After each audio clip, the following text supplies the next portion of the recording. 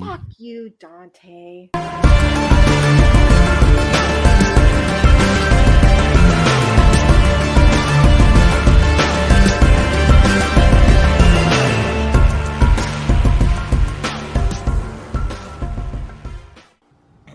I don't need to introduce. I guess I do need to introduce because Tommy, you haven't been on since episode 13. You haven't been on since I think episode like 21 or 20. No, actually before that.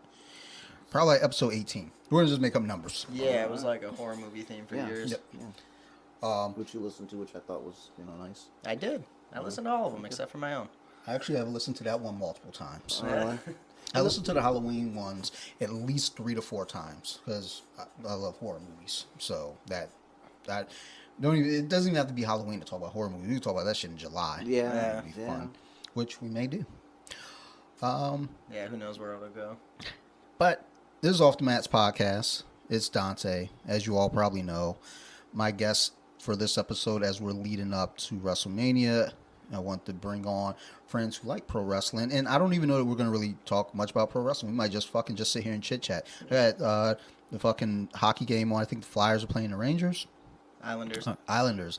Fucking New York. It doesn't matter. Do they even fucking care about their teams? No, they they don't. don't Not fucking for win hockey. nothing. Well, Rangers, I guess. When was the last time the Rangers won the cup? Like 70s. 94? You were around for the 70s, you tell me. They won with Messier. I think it was 94. Yeah. I was That's crazy hockey fan. Yeah, in when the he was 90s. like, I don't know, having a seizure with the Stanley Cup. Yeah, I do remember that. I'll say, now. you'll remember it. It's very he's- iconic. He They looks show it like in every clip. weird, like Yeah. like, He's what are you- humping it. like, He's humping you, it. Are you okay? Like you've won one before, haven't you? It's like when the Yeti was dry humping Hogan. There we go. We'll go back to wrestling. And it all comes Yeah. full circle. Less than 3 minutes in. There we go. So I have Tommy returning with me, and Newt also coming back, and I have some questions about wrestling for them, and then we just want to talk about pro wrestling, period, and then probably some other extracurricular topics because they brought me a wonderful box of wine. As I like to say, some Merlot. My lots. Oh, I got you something else too. Actually, I forgot about that. Oh, There gifts, you go. gifts. Got a shirt too. I love gifts. I love. Forgot shirts. about that. Oh, Detroit versus everybody. I actually have seen this and I was like, I need to fucking get that shirt. And then I just, I put it like in the shopping cart and I'm like, I'll come back to it. And then I go and buy action figures instead. So thank you. I just forgot for about this. that. Actually, this is going to be my jiu-jitsu shirt. There you go. I always wear something underneath my gi, jiu-jitsu related or Detroit related. And Detroit, they're actually going to have a IBJJF Detroit Open, I think in June.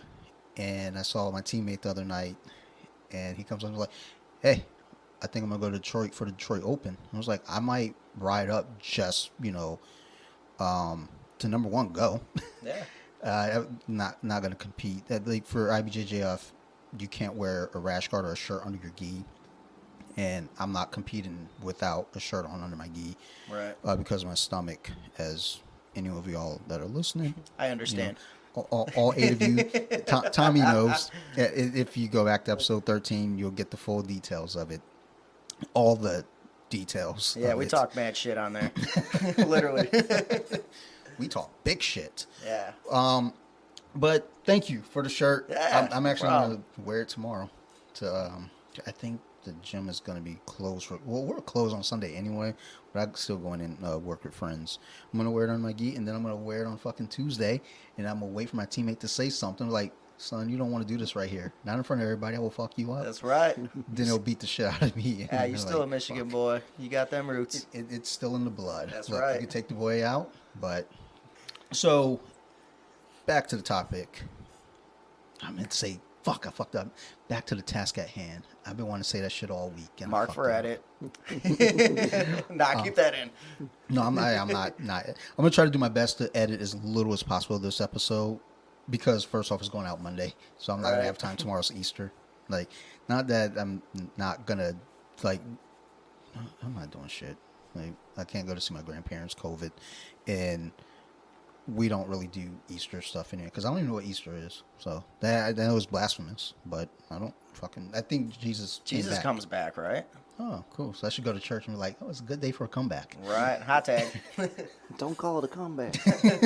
Just walk in, play Mama Said Knock You Out. Right. Jesus comes in a hoodie. Nah, he's taking a break, COVID. Yeah, Don't want to come back now. Yeah. Jesus comes in, we're like, where's your mask? What the fuck are you doing? That would be. I can't even talk. That would be what would happen. That is kind of hard to say. Yeah, but it really would. They'd be like, if Jesus was walking down the street, they would just be like, where's your mask? Yeah. You're not wearing it right. Or somebody to come a damn dirty hippie. Yeah. There was a forum I used to be on, Sure Dog. Shout out to you guys. Yeah. Not that y'all listen. Fuck you. And someone put in the forum, they're like, if Jesus were a fighter today, and Jesus comes walking out, he would still have haters. I was like, yeah. Or Hey Masvidal. Yeah. Street Jesus. Yeah. No, right now, I don't know. Because he's back in Jake Paul or Logan, one of the Paul brothers. Yeah. We were talking about that earlier. Back to wrestling. Guess who's going to be at WrestleMania? Oh, yeah, Logan Paul. I just saw that. And, yeah, it makes me feel less interested about WrestleMania now. Yeah, I was already wasn't. not crazy about having to figure it out on Peacock, and now, am I even going to put in the effort now? Anyhow, actually, give me 1 second. Let me turn off this dehumidifier. I forgot that was on, and I'm going to grab my Do it up. You want me to take it from here? Absolutely. All Go right. right ahead. So, should we just talk shit about the Paul brothers?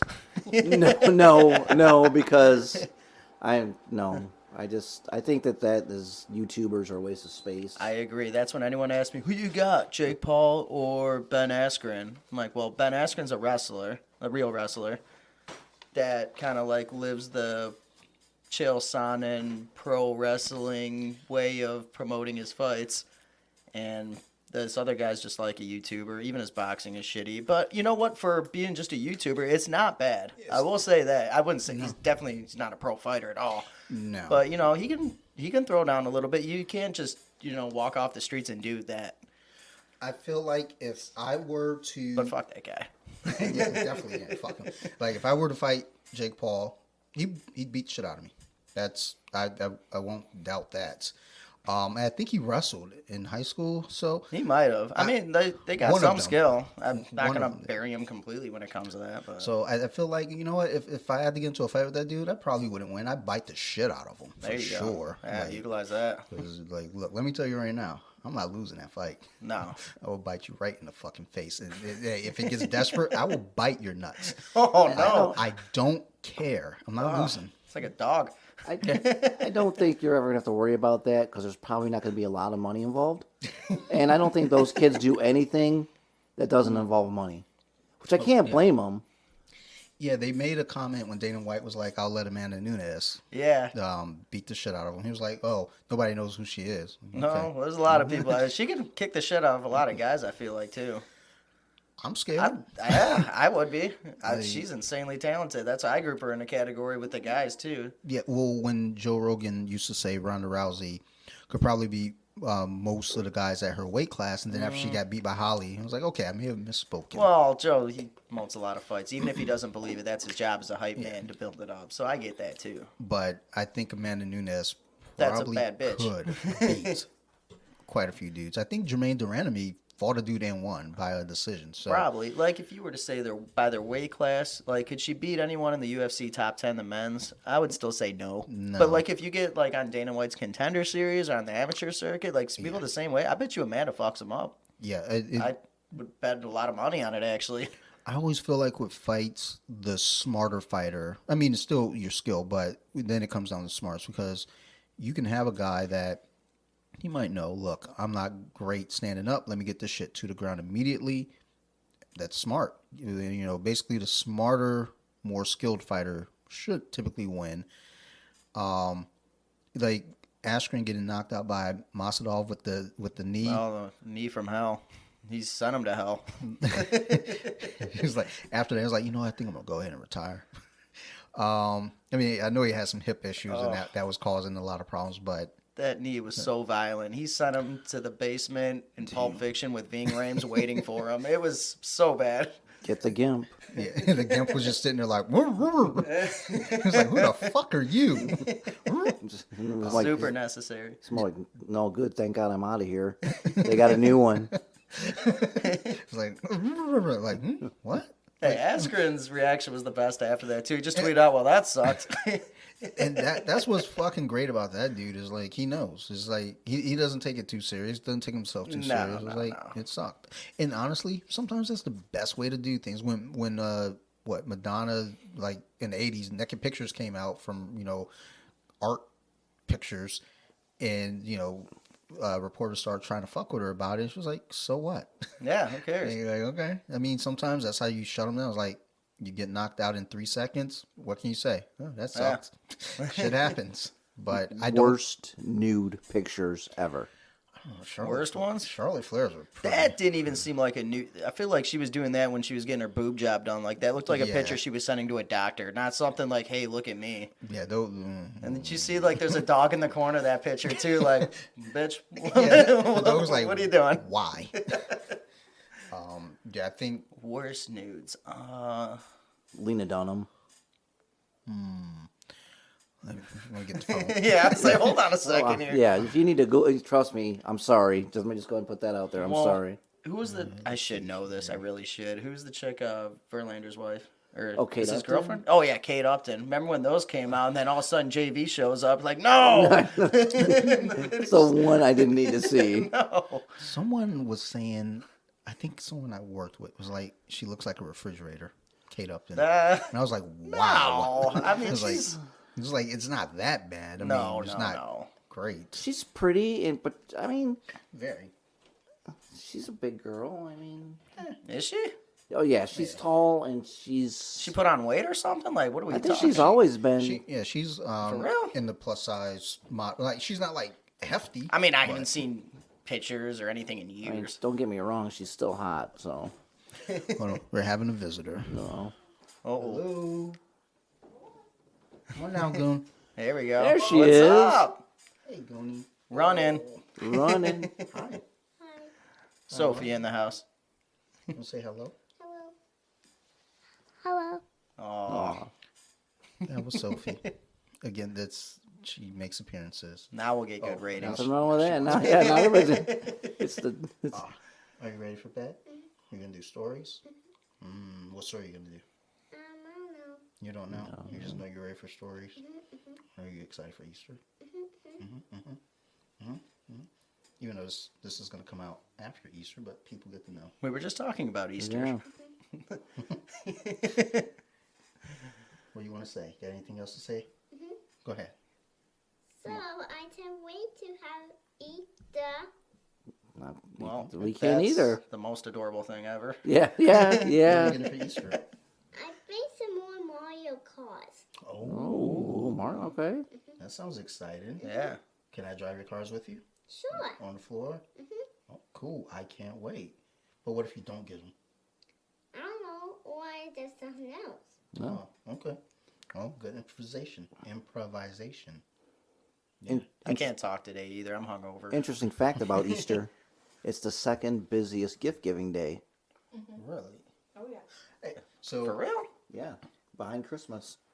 I had a tenant call me, and her bill was late, and she started giving me the guilt trip. Can't get my grandkids Easter baskets. Not that really mattered. I wasn't going to be a Grinch about it. But once she said that, then I started kind of thinking, I think you're going to pay me all $900 of these dollars now just for bringing up Easter. Like, I wouldn't have said anything before. I was going to waive the fees until you brought up Easter and tried to guilt me. Now I'm like, oh. Now, I ended up waiving the fees, and she was supposed to be out today. Guess what? Spoiler alert. She wasn't. And then she called me and got another space. So, we'll be auctioning her stuff soon enough. There we go. Just so you know, it's on the calendar every year, and it comes every year because I have to deal with the same issues. It's this time in Christmas. Yeah. Christmas. That's the worst one. And we did an auction 2 days before Christmas. So, Hey, you get somebody got some nice Christmas gifts. There you go. all right, Goonie. Me and my friends. You and your friends got You and your Christmas friends. Awesome. gifts? All right, Goonie. Big kiss, big hug. Oh. Aw. That was a good run. Good night, Sophie. There we Night, go. Goonie. All right. Can I just take her home with us? I mean, I know sometimes she's a pain in the ass, but I'm sure. Like, we can split weekends. Okay. Share custody. Okay, share custody. I'm gonna miss her some weekends, but most I'm like, like I was off a few days last week. And I was sitting there like, dude, I'm gonna fucking go back to work right now. Like I need to go to work now. You wish you had their energy. Yeah. You know what I mean? Yeah, her hemoglobin's got to be like 50. Yeah. This kid was like running around, just like actually before you all got here, just running like back and forth in the living room. I'm just thinking, it's like, I know part of it is just being cooped up, but Right. I was like, holy shit! Like I looked, I was like, can you please no? Tell the truth. She was excited Uncle John was coming. So she knew you guys were coming. She kept saying like, so when Sarah left, she goes, what are the names again that are coming for the podcast? I was like, Tommy and John. She was like, Tommy John. she was like, Rugrats? I was like, yes. Yeah, So, Rugrats. so Tommy and Johnny, but instead of Johnny, remember there's Chucky. It's like, Was there a Johnny in Rugrats? no, No. there I was, remember Chucky Finster. there's Chucky, Tommy, Angelica the cunt, Yeah, she was a Angelica. cunt. Phil and Lil, and then they Oh, yeah, Phil and Lil. then they tried to like diversify and get some Asian kid in there. I think she was adopted. That's fucked. For That's real? fucked. Yeah. What was Dill Pickles. Dill, yeah. Then they had the The baby little Dill one. Pickles, and then they had the black kid, who Angelica didn't fuck with that little girl. When like Angelica would get out of yeah, hand that's with the other right. kids, the black chick would come by and she was like, I'm gonna go ahead and play with Cynthia over here in the corner, braid Cynthia's raggedy hair. Reptar. I remember I that. think Sarah got her a Reptar car, but there's another Reptar car with like a poop thing behind it, like it was actual like a pile of poop. Huh. And she was like, I'm gonna pass. I was like, all right. Yeah, probably for the better. Yeah, fair enough. Go ahead. Yeah, we don't need that. But as we were interrupted by a child as we were talking about nudes. Well, there was that conversation. Yeah. Like, everyone stop. All right, so who am I looking up here? Leah Dunham. Okay, yeah, back to the nudes. This is great wrestling content for all you people that came in for wrestling talk. I'm already looking right now and kind of feel like I don't want to go any further. I told you. Like I'm just looking at regular. Oh, dude, she was on that HBO show Girls with the guy who got kicked off of NBC News' daughter, who's very attractive. So far so good. I haven't come across it yet. So like we're in a good spot. Yeah. Like I'm. Everyone's going to their phones right now and looking this up too. Oh my god! Like, okay, maybe I should type in nude. Let's see here. So, Google's trying to beat me to it. Let's see here. All right, so She's gonna be like, "Why did I get so many new followers?" Ugh. Yeah. that might be the part that I edit out. Not from BJJ Wiki. Just well, because I've been under the radar lately. About a year ago, I was getting called sexist and all these horrible names. Oh, fuck them. They have no sense of humor. It's like, dude, the post that I put up was fucking hilarious. It If is. anything, It's it was funny. more Laugh. empowering to women. Yeah. It was a dude sitting on a girl's lap, basically saying when she trains jiu-jitsu and you don't. And I got bum rushed by like Of all the things you post, that's the one that takes shit? exactly. It's like, so this is the one, that not this one, not that one, but this one. And then the contrast, Leo, I posted the next video so I do a meme, a video, and then an article from the website. The meme was that, and the video was of a little girl beating the shit out of these boys in competition. So then I got fucking bum rushed by dudes about that. And I'm like, fuck all of you. Yeah. But that was then the beginning of when I just stopped reading the comments. I post and ghost. Posting ghosts, yeah. I was just going to say that. That's the way to do it, man. Like I still read some comments, but as soon as I see somebody say something shitty, I don't respond. Either I don't respond, I block them. Because what I've noticed is if you have a profile with no picture and it's private and you're not following anyone, you don't have any posts, Right. you might follow 12 people and you have like 2 followers, chances are you're a troll account. It's probably somebody I already know. and It's Newt. No, it's not me. as I say that, I look to the right, but I don't, but basically for the longest time, even starting the podcast, I was like, all right, let me be on my P's and Q's, and then I recorded an episode with my buddy, and it was a long episode, but we had to take out 2 hours of the episode, which worked out because it was fucking 4 hours, and I had to cut out 2 hours of it because Oh, damn it, Joe Rogan. Yeah, Snyder cut. The Snyder cut. it was a old friend. Like, we grew up together, and we just sat down here, started drinking, just started That's talking. how it goes, man. And then next thing you know, I'm telling fucking horrible stories. I was like, yeah, we're going to have to cut this out. We're going to cut this part out too. And Nah, that keep part it out in there. too. Fuck them. If they don't want to listen, they don't have to. So forward and button that was in the forward. beginning. So I was like a little more cautious. Now I'm just like, look, some people are going to get fucking pissed at me. Look, I'll let you all know now. I'm not a fucking supermodel. Like I'm a big fella. I love me some pastries. So Who doesn't? I haven't seen a pastry that I will fucking say no to. If The prune's pretty bad. prunes. I see if you brought me a jelly filled donut with prune jelly, I'd probably stab you. Yeah. Well, No, that's it was enough reason to stab Punchki someone. day. Punchki day back It's at a home. punchki, not a punchki. Oh, whatever. It's a punchki. I have a Polak last name. Oh. Even though I don't know, I did an ancestry test on us like last year, like Kristen and I did. And I found out I am not as Italian as I thought I was. There's like, there's a little bit in Italy and then Sicily. And then like the rest, I found out I was like a little even Scottish. And I told that to the guys. And you know how like Jackie Boy and Grant and Cal, they're just like, oh, fucking yes. Shout out to I you knew guys. it. Oh, I found out that I'm not as black as I thought I was. You're not? You're not? Like there's 18% unaccounted for. No shit. So I'm trying to figure out like where the fuck is the rest of that then? Like hold the fuck up. Well, I think a lot of it's England and mostly England. Yeah. I was like, okay, can I get anything cool? Like I don't know. Like y'all just say England. Oh, Like, yeah, that's right. I had a lot of Russian in me, too. And I'm like, that's why I like hockey and fighting. I take Russian. Like, Yeah. but then I realized I'm not like Putin or nothing. I'm not out there killing people. If So. that 18% Native American, you get the scholarship. See, that's what I was looking for. yeah. I thought, but not a drop. And I was like, well, fuck. Like, guess I got to return this fucking scholarship to Bridgewater because I clearly don't cut it. Oh, actually, this will lead us into wrestling. So, speaking of being Russian and everything, so when Habib fought Ali Aquinta on like 24 hours notice, that whole shit where like Connor threw a dolly at the bus and Yeah. tried to kill Michael Chiesa and everything. And anyway, that day, so I'm walking around Bourbon Street because WrestleMania was in New Orleans. And I'm walking in there with like a Habib shirt. Like the Saturday before was that UFC card where Habib had to fight Iaquinta just because he's just like, whatever, person I smash. And Just another victim. yeah, so I'm wearing like the Habib hat on Bourbon Street. I lost all my friends from the night before. Biker got kidnapped by strippers. Not surprising. Oh my god, it was so bad. And so he was in the strip club. Some guys went to Access. Sean was in the hospital.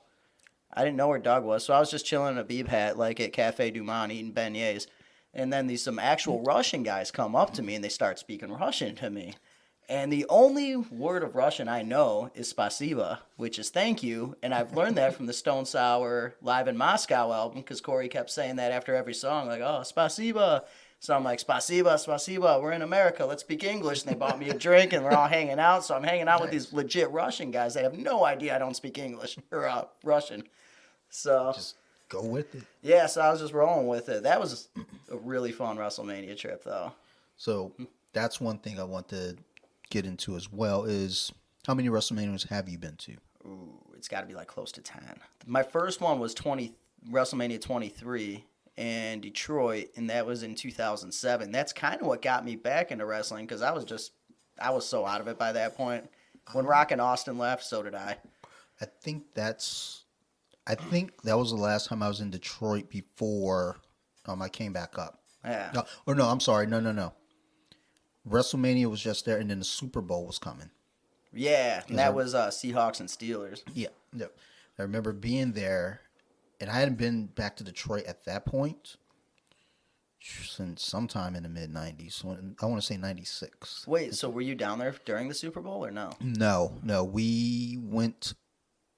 We were there. It was during the season for sure, but it wasn't playoff time for sure. Ah, okay. Like, because I mean, why go to Detroit for the playoffs? Like, they're not making it. Oh no, they won't be there. They would just. I talked to my buddy the other night. We were talking about the Lions, and he's a Redskins fan. I'm like, the Lions made out in the deal, with the Rams. They're the football team now. Okay. Hey, I think I'm going to just title this episode probably offensive. If we're talking about news and Jesus coming back about it. Yeah. I actually did say that at church once. Can somebody bring Sophie back? Like, all right, this is going to be really offensive. Sophie, go ahead and say Everybody something. dropped off once Sophie left. I was like, all right, we're out. Like, cool. I had a spike at like 2 minutes. Right. No, I remember I was going to church for a little bit of time, just because I look for phases. Sure. I now collect action figures, so that's kind of how it went. I was like, all right, well, I guess I'm not going back to church anymore, so I need a new hobby. Yeah. But one of the ladies I worked with, she goes, and it was Easter Sunday. I walk in, she was like, Dante, you're back, and I was like, yeah, it felt like today was a good day for a comeback. And that's when I always say that. Oh. And she just shook her head and walked off. I was like, And that was the last time you were at church. Yeah, basically. I love when the Jehovah's Witnesses come to the door and the Mormons. They're very pleasant. The Mormons have actually helped me do chores. True story. Very sweet people. They've come in. I said they are very nice. They're painfully nice. They're so nice. I feel bad for telling them, like, look, I'm not interested. I just need you to help me mop the floor. Yeah, we do the dishes while you're here. The Jehovah's Witnesses, they do not help do chores. Kind of fucked up, but they are still good for conversation. I should see if one day Get them on the podcast. Since we've moved here, Mormons only come here once, and it was 8:00 at night. I was putting Sophie down for bed, and I hear a knock on the door, and she's still in the crib at this point. So I put her in the crib, and I come downstairs, fist clenched, like, I'm ready, because nobody fucking knows I live here. Who's knocking on my fucking door? So I go and turn on the porch light, and I see female silhouettes, like out the I was like, what the fuck is this? Yeah. Like, that Keanu Reeves movie Knock Knock hadn't come out yet, so I'm not aware. Was it raining? Because No. It was chilly though, so how could you tell? well, it's probably offensive. So I opened the door, and it was a blonde and a brunette. It sounds like a bad joke starting. Here it comes. But they're very sweet, very nice. Like, they explained who they were, and I was like, look, normally I let you guys in. I love to have the chats. You guys are very, very interesting, and it's, always very nice. But I'm putting my daughter down for bed right now. And mind you now, also, it's dark at this point, which was also very confusing to me. And that's not to say that only men can walk in the dark, no. But I just feel like Mormon women probably aren't geared to throw down in an alley. So Probably not. I was confused, and I told them, hey, if you guys come back, this weekend, I'll be more than willing to sit down and converse with you. And, like, I have a couple of your books, so I'm a big fan. Let's sit down and talk about it. They never came back, and I haven't seen a Mormon since in this neighborhood. I don't know if there's something that says no soliciting in the neighborhood. I don't know. No one listens to those signs, though. They totally ignore them. If I fucking put that sign on my door and you knock on my door, I'm stabbing. Like, quick. As you should. Yeah. But, Bite well, them in the nuts. Ankles as Lions fans. but I wish they would knock on the fucking doors again. They're like, it's just fucking interesting. They're always fucking a good time. All of them. Like, the Mormons came in. They know about video games. I was playing Madden once. Jesus, yeah. They might never leave.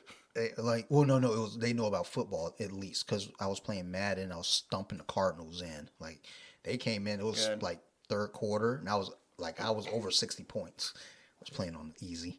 Yeah. Because fuck the Cardinals. But he was like, oh, I see you're doing my team wrong. And I was confused again. Like, holy shit, you guys watch sports? I forgot you're not Amish. Yeah, they own TVs. Like, could have They fucking got their fooled own me. state, man. State of Utah. They got basketball. Yeah, they have a whole state to They have a whole themselves. state. I mean, so do the Amish, Pennsylvania. Like, Amish are everywhere, though. I mean, but they're all over Pennsylvania. Yeah, they are. That's true. They have those sales, and you never trust anybody who makes their lemonade by hand. Yeah, no. I can see some bad things coming from that. But my wife loves the Amish market. She I bet. loves going there. I always feel a little, like, they're nice also. I just feel weird in there. Like, you got a hairnet for that beer while you fucking make my fucking falafel? Pie. Oh, that's what they make. Okay. They make pies. Yeah, I don't know if they make falafel. Pies. Who fucking makes falafel? Oh, the Jews. Hit that button. Live Reddit. All right, so just so you all know, I'm not a horrible human. I am a We nice are guy. all horrible humans. Yeah, that's. They're horrible humans. I'm a nice dude. I help old ladies cross streets. That's a lie. I used to be a Boy Scout. I only know one knot. He used to be a man scout. I thought, well, my grandparents made me quit Boy Scouts because they're like, you're too old. I was 16.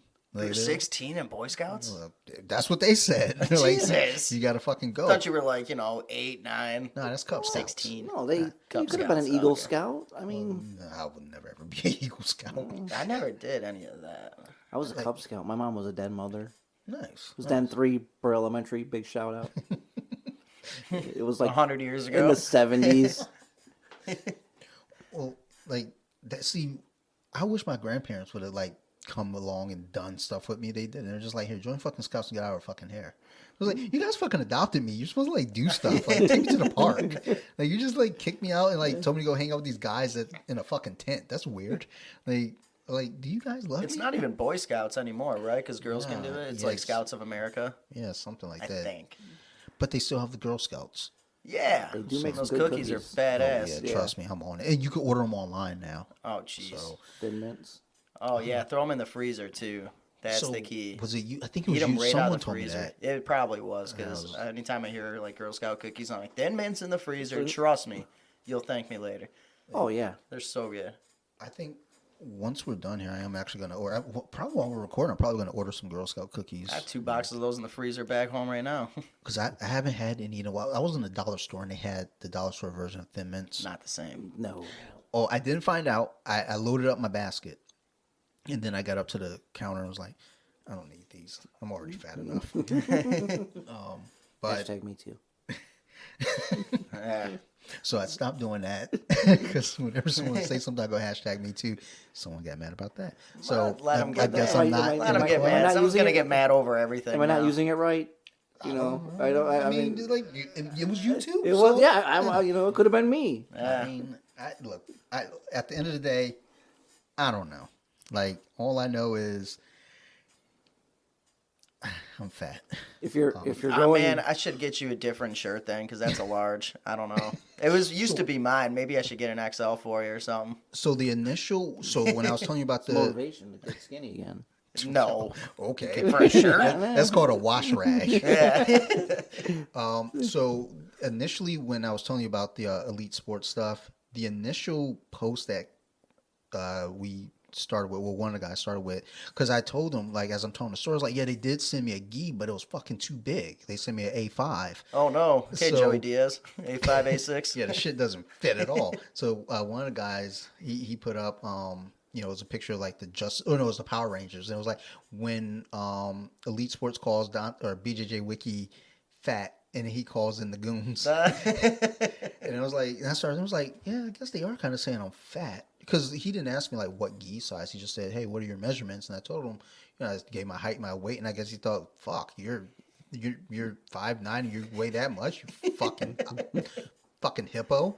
And I'm just like, and I didn't think it was that bad. I was like, hey man, I'm losing some weight. I was down 5 at that point, so I felt Gyms good. have been closed, bro. COVID happened. Everyone put on I weight. was fucking depressed. Sitting here in the basement every night drinking boxes of wine and watching horror movies. Yeah, and eating Thin Mints. Yeah, it's like, what else am I supposed to fucking do? I couldn't fucking get paper towels anywhere. Yeah. Yeah, so- toilet paper one a Just have day. a hard time wiping your ass. I mean, not a problem for me. Sorry. Right. Oddly enough, my wife is always stocked up on toilet paper anyway, so we didn't have an issue We're just like, oh, That's funny. fucking sucks for everybody else. Hope they don't know we got like 20 fucking rolls. Crazy thing is we were in the same way. I was like, oh, you're never gonna put them. I'm like, I've got 14 boxes in my basement now, from 10 years ago.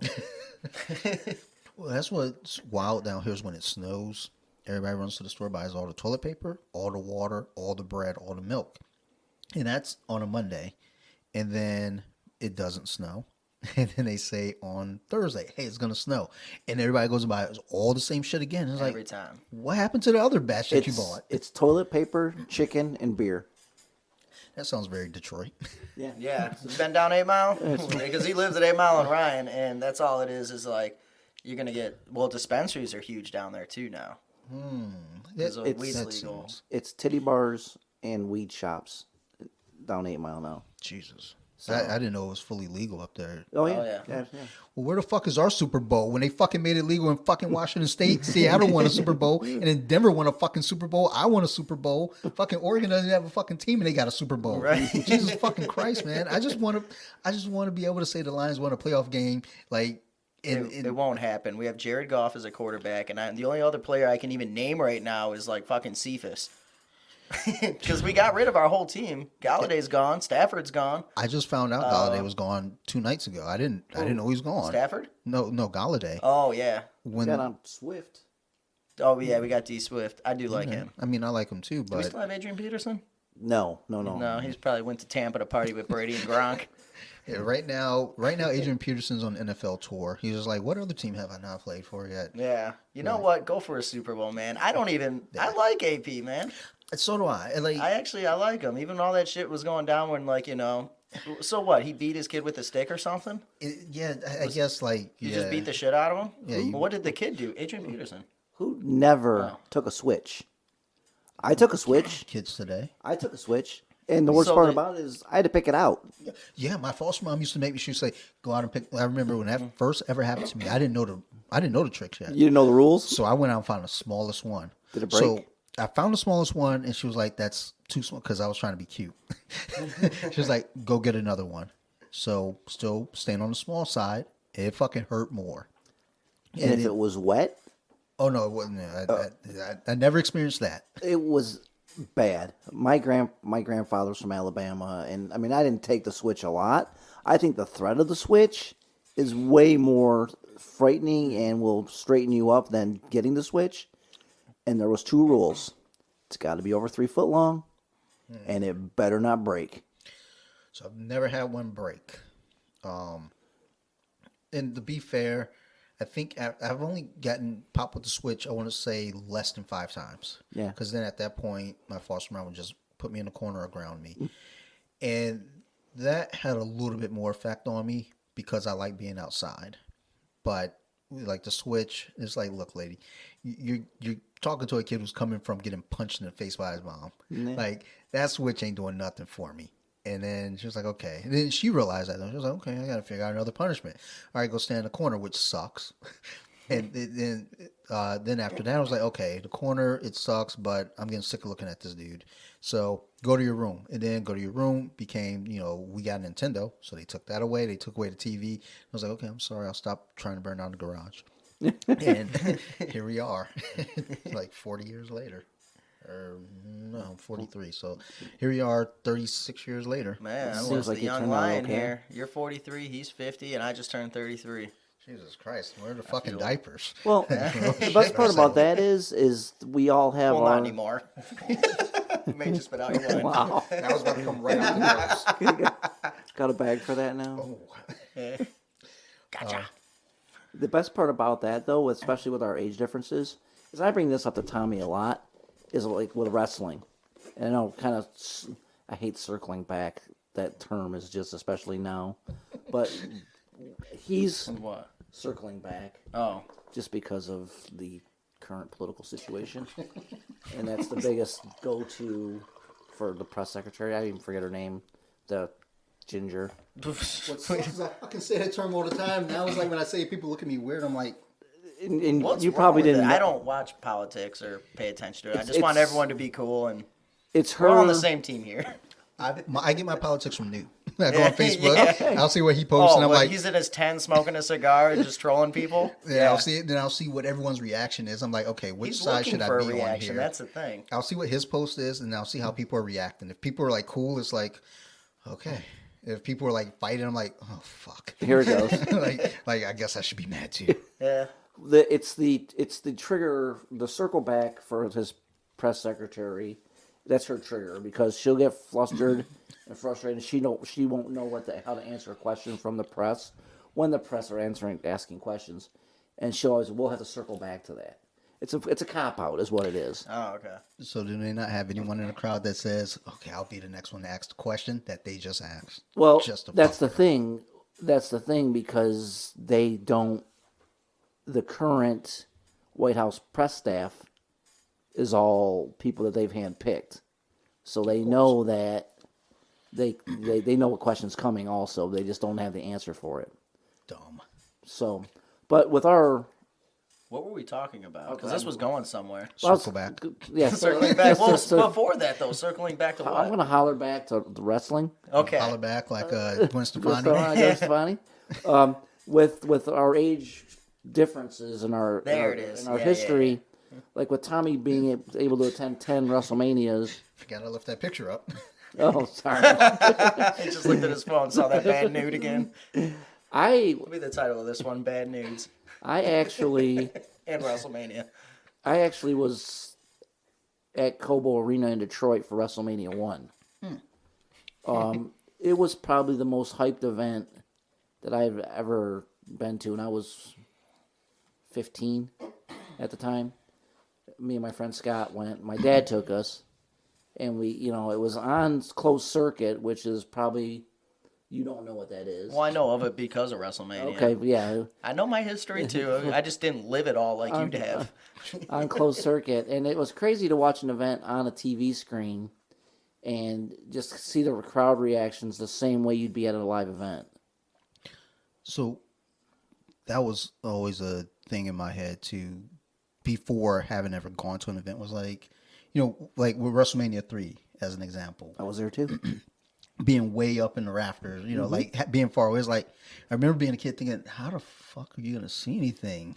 It was scary up there too at the Silverdome. I've been up in those in the nosebleed seats, and it feels like you're gonna fall. And anyone that's been in the Silverdome will know this too. Like when you're walking through your row, you feel like you're gonna fall to the bottom almost because it's like very steep. FedEx Field is that way. I went to a Tampa Bay game years ago, and I remember being like, we were at the very top, like I was wondering, like, that's how we got these tickets. Did they like hand these out? Because you couldn't pay for these. But I remember this so narrow, and I was just thinking, dude, if I fall, it's a wrap. Oh, Georgia Dome was the same one. Like when I started my streak, it was WrestleMania 27 in Atlanta, and it was at the Georgia Dome before they got like the really nice stadium that they have now. And we were literally at the very top where I could just like, there was nothing behind me except for like the back wall and like the dome. That's how high up we were. So everyone was like ants. Why even? I mean, I guess. Well, we just wanted to be there. Well, no, I was saying, like, why even have that as an option for, as an available spot for people to be at? Didn't they see what happened? Oh, never. No, how dare you? Dude, don't even say it. Like, there's some levels that we will stop at. Yes. With WrestleMania, All right, let's roll with it. But if you know, you know. If you know, you know. with WrestleMania 3, there was so many people who got there super early just to see the wrestlers roll in. And they had I want to say like a ramp to go in and A5, out. A6, Dante. You okay there? I don't know if they can hear the squeakiness on there. I can hear it. I'm sure they can hear it. Sorry. It's all right. Donuts, bro. Yeah. Go get a new Go ahead, chair. go We'll ahead. we'll take it from here. All right. So with WrestleMania 3, I honestly think that the undercard was bigger than Hogan Andre. Well, there was a million matches too, right? It's like 8. There's only 8 matches. Huh. I I thought there was more. No, there was. I mean, everyone knows Macho Man and Steamboat. But what else was on there? I know Brett. Billy Jack Haynes versus Hercules, King Kong Bundy, and 2 little people wrestlers. against Hillbilly Jim and two little people wrestlers. That's where King Kong Bundy squished one of the little wrestlers. Midgets? Okay. No, hold on a second. Okay. I'm not going to cut you off right there. We'll go back to this, but they are called midgets. Hornswoggle told me that's the proper term. It's like little people seems more demeaning than midgets because they are like that's a midget. That's not a bad thing. It's just what they are. And he says like if you call them little people, that offends me more than a midget because he's like I am a midget. So my wife and I had this discussion as well because I said I feel like little people not demeaning them, but that's what they prefer. I feel like little people sounds more offensive. It is, and we bought a midget for a party one time. Well, Wow. we didn't know. We didn't actually. Wow. Hold on. It was a diaper party for my buddy John. This is not getting any better. Hold on. So we didn't actually buy him because that's illegal. We rented him. So we found him on Craigslist. Because that's legal. Threw him in a diaper, and he basically ran down the stairs and was like kicked my buddy John in the nuts, or punched him in the nuts, and then I was doing keg stands, and he was cool. His name was Christoph. He was a drummer. Christoph the midget. Yeah, he was cool as shit. He was hanging out with us, and yeah. I have not met. Oh shit! I can't think. I have not met look. They like little people, so I'm gonna go with it. Oh yeah, we'll go back to who wrestling. I listens to promise. this, but I've not met a little person who has not been cool. But to be fair, I've only met a couple, maybe 3. So I don't know them all. Okay. But the ones that I've met have all been really. They've all cool. been really cool, and they all have a hilarious sense of humor. At least the ones that I've encountered. But I think too, when you have something that's like you're definitely singled out when people see you. Oh yeah. You've got to have a sense of humor. I mean, I don't want to say you gotta, but there because there's some people that are like they just take themselves too serious, and and I get it, but I don't know. For me, at least, I don't know what singles out about me. I don't know, but I have a fucking hole in my stomach. Like I've heard people make colostomy jokes. It doesn't bother me at all. Yeah, I jump in with them, and then when I tell them like, "Oh shit, we're so sorry," I was like, "No, don't be sorry." No. And it's just fucking hilarious. Yeah. Get it, shit. So if not, I'd been dead. So I don't know. Yeah, it's like I'm glad I best case scenario. Like I don't know. Fuck everybody who gets offended. Let's have we need stand-up comedy back more than anything because I love comedians. Yes, yeah. I feel like the more offensive, the better. I mean, I think also there's that thing with stand-up comedy, though. It's like, look, if you're getting offended by stand-up comedy, then you're in the wrong arena. Yeah, what are you doing at a comedy show if you're going to be offended? You can always leave. Yeah. That's what I tell anyone. Listen, Eddie Murphy, go back and watch Raw, Delirious, and holy shit. Yeah. You want to talk about cancel culture? They would have got him back if he would do that today. Oh my God! I'm surprised they haven't. I mean, it was brilliant. To me, he's one of the best comedians of all time. So I guess in recent, well, this is later now, but I guess they're trying to cancel Eminem. Yeah, I saw that. And I thought about this. Like my wife and I are discussing it again. It's like, okay, they're trying to cancel Eminem. Yeah. Okay. Cool. Yeah. He doesn't say the most pleasant things. No. But have you heard 2 Live Crew? No. Have you heard NWA? Right. But then I realized who's trying to cancel. All right. So it's, some, I want to say white lady, maybe in her mid-40s, early to mid-40s, in the suburbs. It's like, then we can't have this. Fuck that Eminem guy. Man. And it's like, well, you got to cancel 2 Live Crew too. Well, don't listen to him. No, they're black. We can't cancel them. We're supposed to be defending them. So it's not the 40-year-old mom who grew up listening to Eminem. It's not her. How many albums he sold? It's apparently people weren't offended. Yeah, it's her kids. So because she failed as a parent and didn't let her kids listen to Eminem, and they're finding out about Eminem, and they're like, "Oh my God, this is so bad," because everybody's woke now. So there are some people in that age bracket though that are, and that's the thing is like, wait a minute, you were fucking cheering along to this shit when we were fucking kids listening to it, right? Yeah, but now I have kids, and it's like, okay, and you turned out okay, they're gonna turn out okay, and so forth, and they're trying to cancel Grease, which it's a little rapey. It is. We were talking about that earlier. Pepe Le Pew, who raped somebody, was like, well, Pepe Le Pew did it. Well, there might have been one guy. Like, I mean, like Grease, like it's a little on that line, but it's also in that arena again. It's like, well, look, you don't let your kids watch Grease then. Yeah, it's up to you. Okay. It's up to you to make sure what your kids watch and how you want to raise your kids.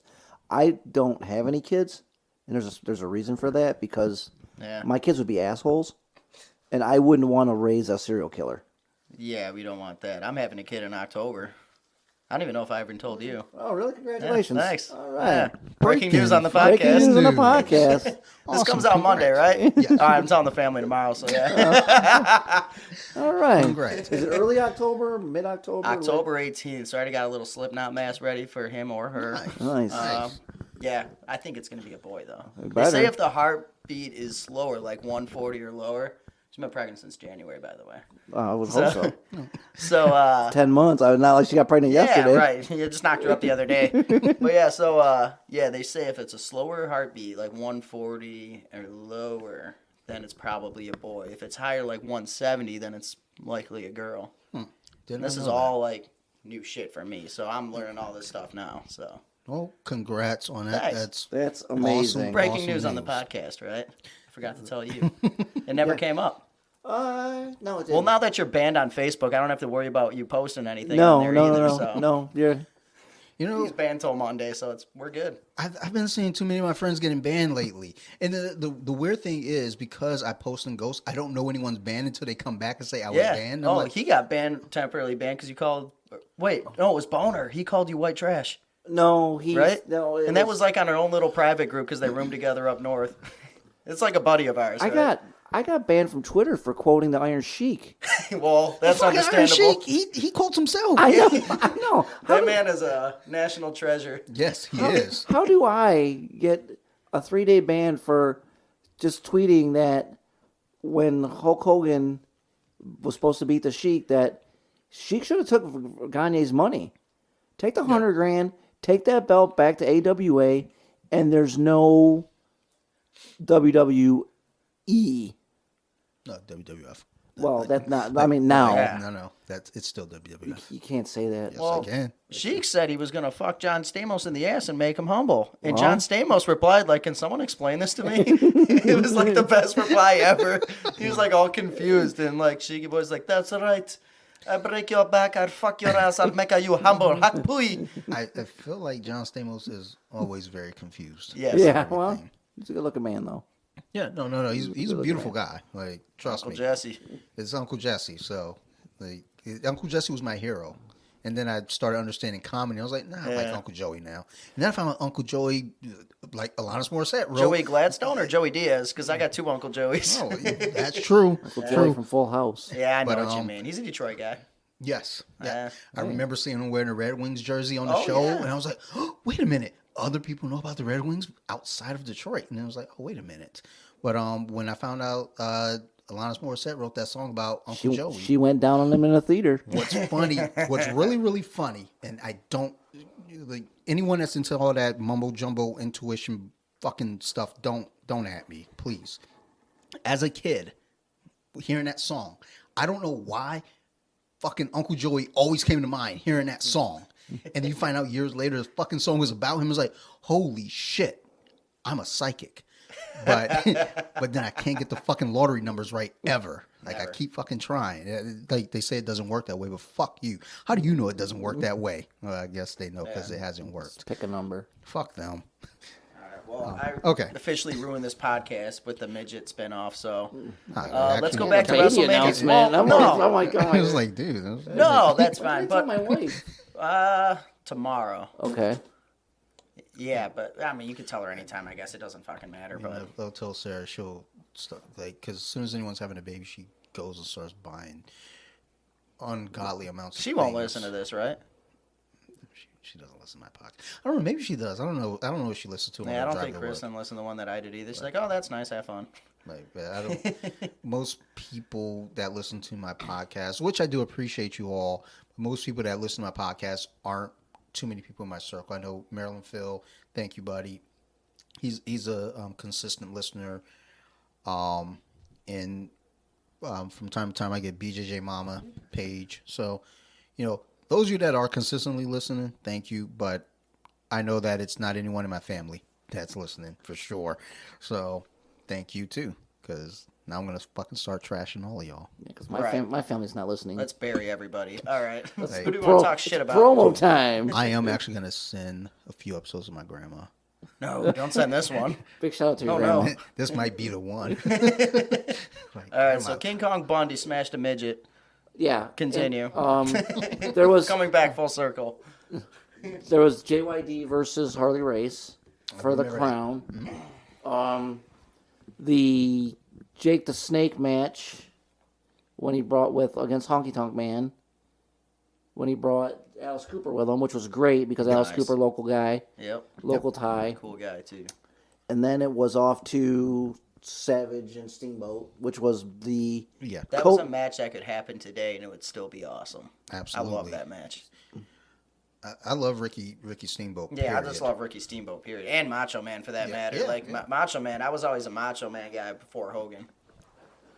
and, Yeah. and Piper Adrian Adonis, which was Yep. probably got the second biggest pop of the night because Piper walked out. He didn't take the cart. He walked I to the got ring that cart. because Andre took a pummeling after that match when they were bringing Andre and Bobby Heenan back because people were just throwing Shit full at him, beers yeah. and I mean It's still real to me, damn it. Andre could have got off that cart and killed All of them. all of them. Everyone in that 93,000. Yeah, it was a different time then too. It wasn't like today. People was like, they're not gonna do nothing. Back then it's like, he might fuck me up. Yeah, and that's the problem because when I used to go to house shows, okay, like every chance I could get, and then you kind of when you go to work, you kind of make more money, and then you can kind of improve your seats. So I finally get to the first 5 rows of a house show in Detroit, and King Kong Bundy, and we're giving him the business, and he opens the ring ropes for me, and is like, "Get in the ring," and they use a homophobic slur. Yeah. And I think we could say it at this point. At this point, geez, that's the only thing missing. Right. and he scared the living shit out of me. He looked me dead nuts in the eye, and he looked like he wanted to fight me. And I was 16 years old. Yeah. And I'm like, whoa, hold on, wait a minute. This is not, And it was literally scary enough to where I'm like, man, this and he's big. I mean, you see him come to the ring. Oh, yeah. It's huge. And all of a sudden he's looking at you, which I don't know if he's looking at me or not, but I looked at him dead in the eyes, and he's probably looking at. I feel like he's looking at Yeah, me. exactly. Because. Well, yeah. And I'm like, no, sir. You have a nice match. No, sir. Like, here's my drink. You have it. And I love the 5 count. Yeah. By the Yeah, way, speaking of Oh, Bundy, yeah. 1, 2, 3, 4, 5. yeah, because that's something you need to. With him being passed away now, couldn't somebody bring that back? I mean, have a dominant. If anyone could Big do it. guy. Wait, didn't was Ryback or Braun Strowman doing it? Like one of the guys that was just squashing jobbers for a while? I think he might have been doing a 4 count. Maybe Ryback. Maybe 'cause Ryback. That was during Remember, the time 'cause when I wasn't really that was watching. a thing for Ryback back in the day, which I actually like Ryback. A lot of people just hate him, but you know what? I don't think he's a bad guy. I mean, I don't agree with everything about him. But I mean, he seems like a genuine, nice guy. I was listening to his podcast for a while. He's a big guy. He's just the big guy. I don't know about changing your name to Ryback, but I feel like he probably got, like everyone in WWE, I feel like they get treated like shit. And that's what kind of like, I don't know. That's why I'm not really interested in him much anymore. I went back when WWE Network was a thing, and I was just watching a lot of old NXT stuff. And it's crazy to see a lot of the wrestlers, Ryback being one of those too. Oh, yeah. Being there with a different name. He was in Nexus. It was like, wait, what the? Skip Sheffield. It's like, who the fuck is that Yep, guy? That's yep. Ryback. Yeah. So it's always, because I'm still kind of playing catch up on a lot of pro wrestling. Let me throw these on so I can see if I'm actually generating noise. I'm like sitting further. Okay, no, people can still hear You me. good? I don't know. I can hear me. Hey, can you hear me? Those headphones there. These headphones are dog shit. They sound fine, but they're fucking with my glasses. I'm gonna ask you to unplug me there and then plug this guy in right there. Wait, is that I don't know. Shit, We'll is see. that the one? If Don't let it's- Newt unplug shit. I can still hear me in the headphones. You talking about this one? Oh yeah, maybe it is that one. Hold on. Yeah, that one right there. Yeah, Newton almost just unplugged this whole feed. Oh, that would. Oh no. So yeah, Nope. take that out of. Yeah. So keep the big jang jang in there, and then take the little Newt's a jang tech jang guy out. now. Yeah, it should just pull right out. Yeah, I got the cheap ones off Amazon. Newton almost just killed shit. this whole I'm sitting here feed. with these on like I can't hear it. I don't think you did it right. Oh wait, wrong fucking headphones. Jeez Louise, dude. Like, Man, I got short-term memory loss. I already forgot what we were talking about. I remember Ryback, and you were going somewhere with it. Oh no, I was just saying, watching the old NXT stuff. Oh, yeah, old NXT. Is There you go. it's interesting to see those wrestlers before they got called up to the main card with different yeah. names and everything, and just seeing how NXT used to run, how the show was versus. There's some great matches back then, too. Yeah, like that. Like Pac, Sami Zayn, or what? Neville. And I'm such a mark. Yeah. So what was it? I was watching. Yeah, A- even Bo Dallas was champion. He's Yeah. having some good matches. Bo Dallas from who recently just shouted him out big time. I think it might have been Sami Zayn shouted him out. They're like, Yeah. who's a talent on the roster right now, not getting used. Yeah, I got to move up on this because I guess there's a weird echo when I don't. But they're like, who's a talent that you would give more shine to right now? It was like Bo Dallas for sure. Why isn't he with Bray Wyatt? Like, especially with everything when they were doing the Wyatt family, I thought that would have been a perfect time. That would have made the most sense. And even now, like, Yeah. There's a rumor that he's the burnt fiend. ooh. Wait, I did see the clip of it.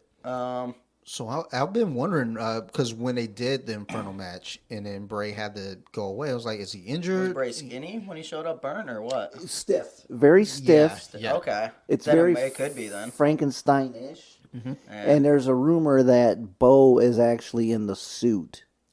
And that there might be something happening at WrestleMania with him. But, of course, everybody's denying it, saying that's really... I hope it is, man. I mean, Yeah. How do you not? I mean... push the man.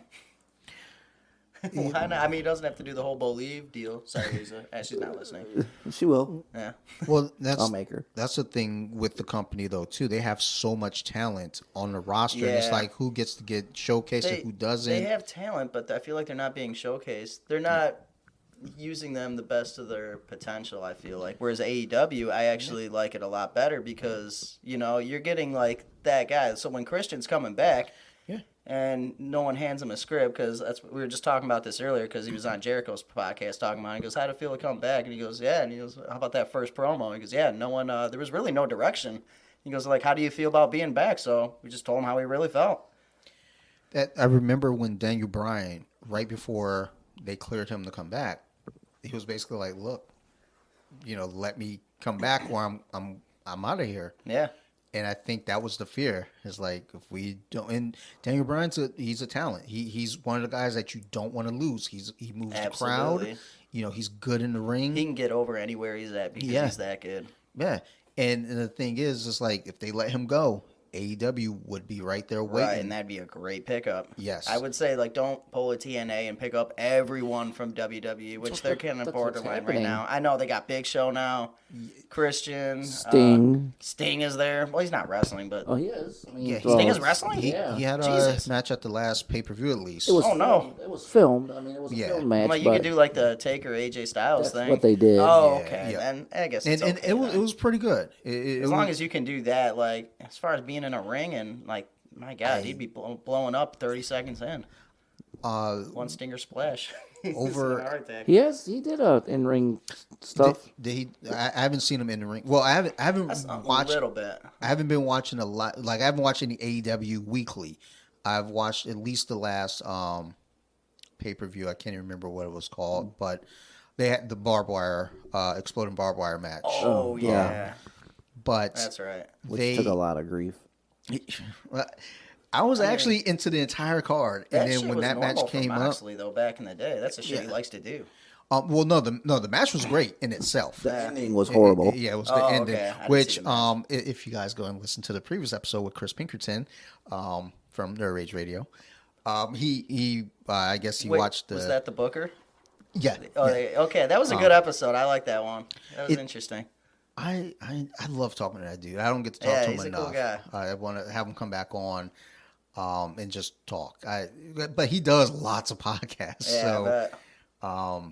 but fuck, where was I going? About the exploding barbed wire. Exploding barbed wire with Moxley, the whole match. I enjoyed that entire card. That match was even fun. But yeah, the ending to that, and I get it.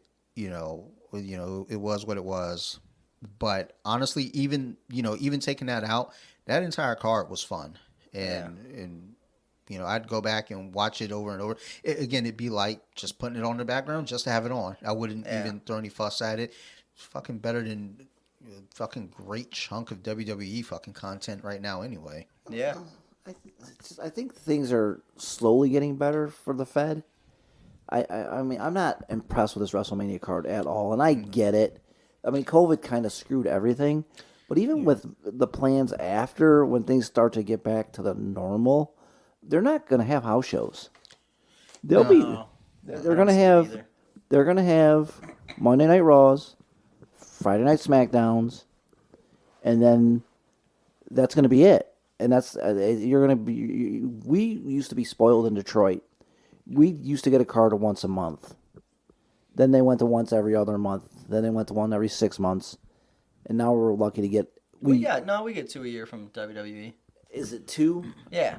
Because it'll always rotate between like Raw, SmackDown, and a pay-per-view. Or sometimes a house show. Because you always get the one around Christmas time. Yeah, the Christmas time. You get time. the one leading into WrestleMania. You usually get like a Raw or SmackDown or something like that. Down here, we're pretty fortunate. We get a few.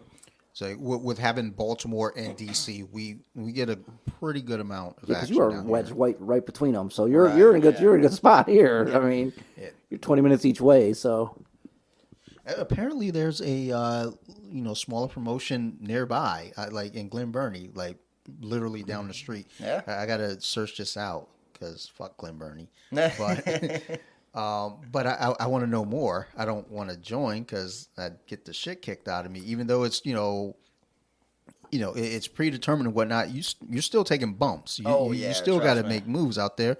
So I'm when it comes to like the fake wrestling and the real fighting, I mean, I've done my fair share of both, and let me tell you, wrestling hurts more for me anyway. I mean, more than just like I wouldn't say being like in a pro fight or nothing, but like just when I come back from sparring or something. Yeah. I mean, when I go back now, I'll probably be feeling like shit. I think that's a good spot though. I mean, with independent wrestling.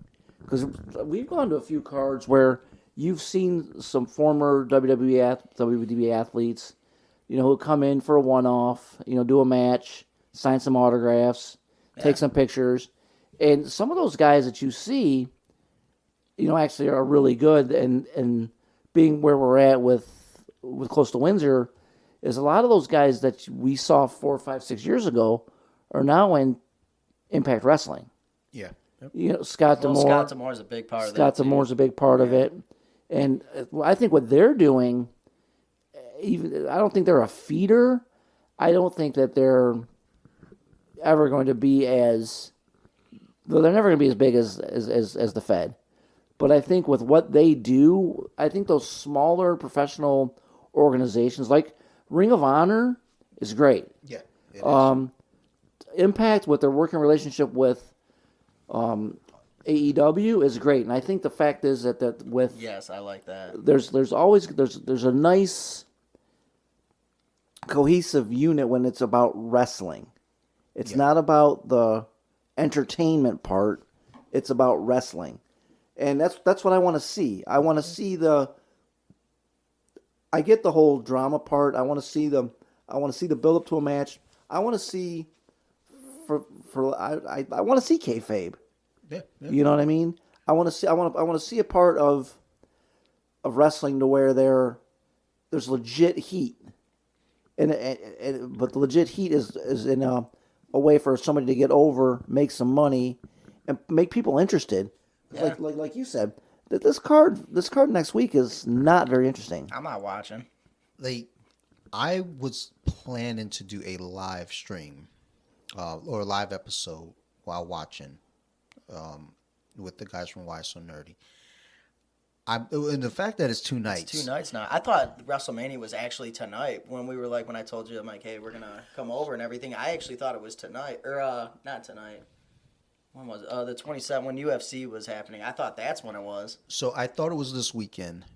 I remember that it wasn't, but for some reason I've been getting dates mixed up because I'm trying to actually put shit in the calendar on the computer and schedule. Yeah. So I'm like scheduled for all my podcasts for all of April and some of May and when they all release. So looking at that in my head, I had you guys scheduled to come in tonight and then release on Monday, and it kept clicking in my head because I was excited about it. Oh, it's WrestleMania. Right. And it's like, oh, wait a minute. It's not WrestleMania. That's next week. But the plan was to, put it on in the background, have it on, and have us kind of talk about it. I was going to link them to my account, and let them watch it as well because they've not ever watched WrestleMania. They've watched pro wrestling, but they've never watched WrestleMania. So I wanted to have that experience and let us all just talk about it. But then I was like, you know what? I don't know that I'm interested enough. Number one, like, there are a couple matches I do want to see, but the main matches that they're trying to sell us. Who's the main? Edge and Roman Reigns. And Daniel Bryan got thrown into a 3-way last night. I'm definitely.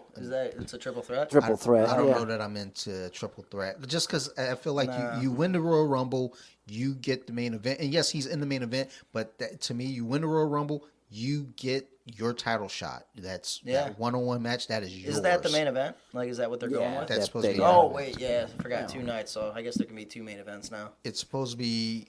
So I know the other one is McIntyre and Lashley, I believe. Yeah, I think that one's Saturday, and then Edge and Roman Okay. are Sunday. So they keep billing the women's title matches main event as well. So I guess those two were Sunday night. The co in the main maybe because they keep talking about Rhea Ripley and Asuka. no, That's going to be Bianca Belair. Oh, and Sasha Banks. Sasha Banks. That's supposed to be the I guess the co-main event, I would say, which I'm actually interested in that. I think that'll be exciting. I like Bianca Belair a lot, and I like Sasha Banks. And Rhea, the women's matches I'm always interested in, not because they're women and they have boobs, no, but because they are. They're good. They work. They're entertaining. They move. I'll give them that. They're good. Like with the exception of a few here and there where You get your Dana Brooks in there too. Well, but is she that bad? Dana Brooks. I mean, there's a lot of missed opportunity with the women. I think because Natty Neidhart well, she's good. is a wasted talent. Oh, yeah. And they wasted years of her talent to put over people like Bailey. Now, I'm not saying anything bad about Bailey, but even with Sasha Banks, great worker. Her and Bailey, great feud. Okay, but it's one of those things to where they got more time than a worker like Natty, a worker like Mandy Rose, who can work in the ring, and she's not bad to look at either. So Mandy Rose has actually definitely improved a lot. Yeah.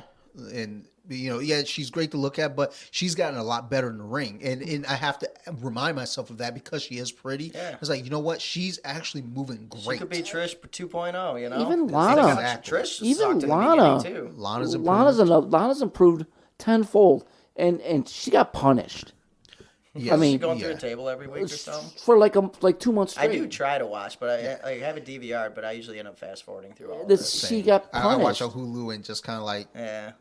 tune in for the first, the middle, and the end. Yeah, I'm the only one who sits through all 3 hours. Yes. Yeah, you do.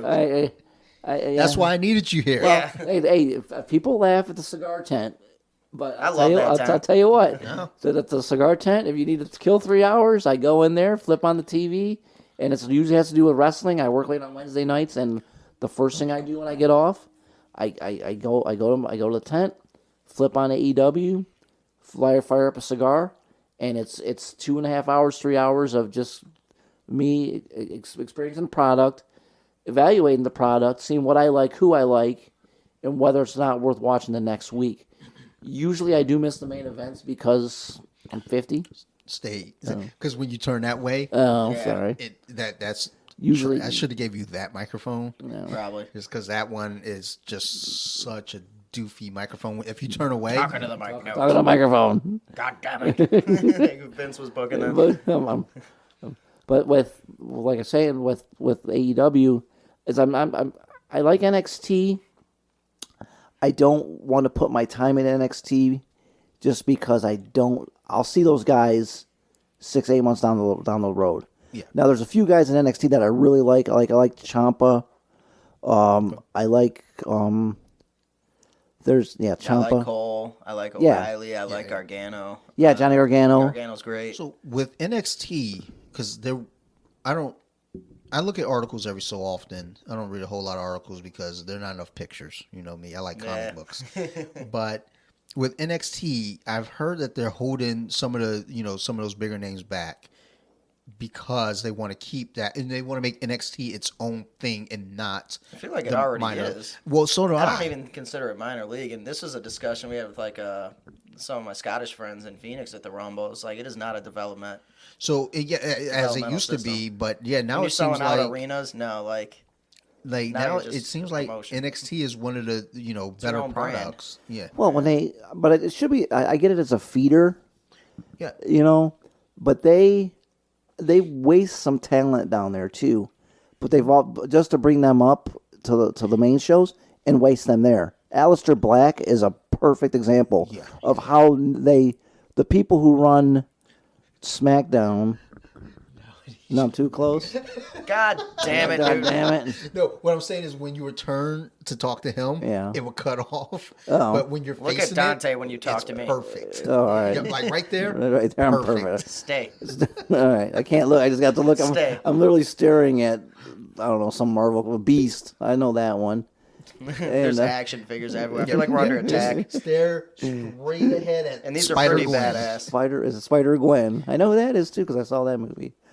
But there's talent that's wasted in NXT, and I think what the problem is a lot of them come up to the main show and they can't get over.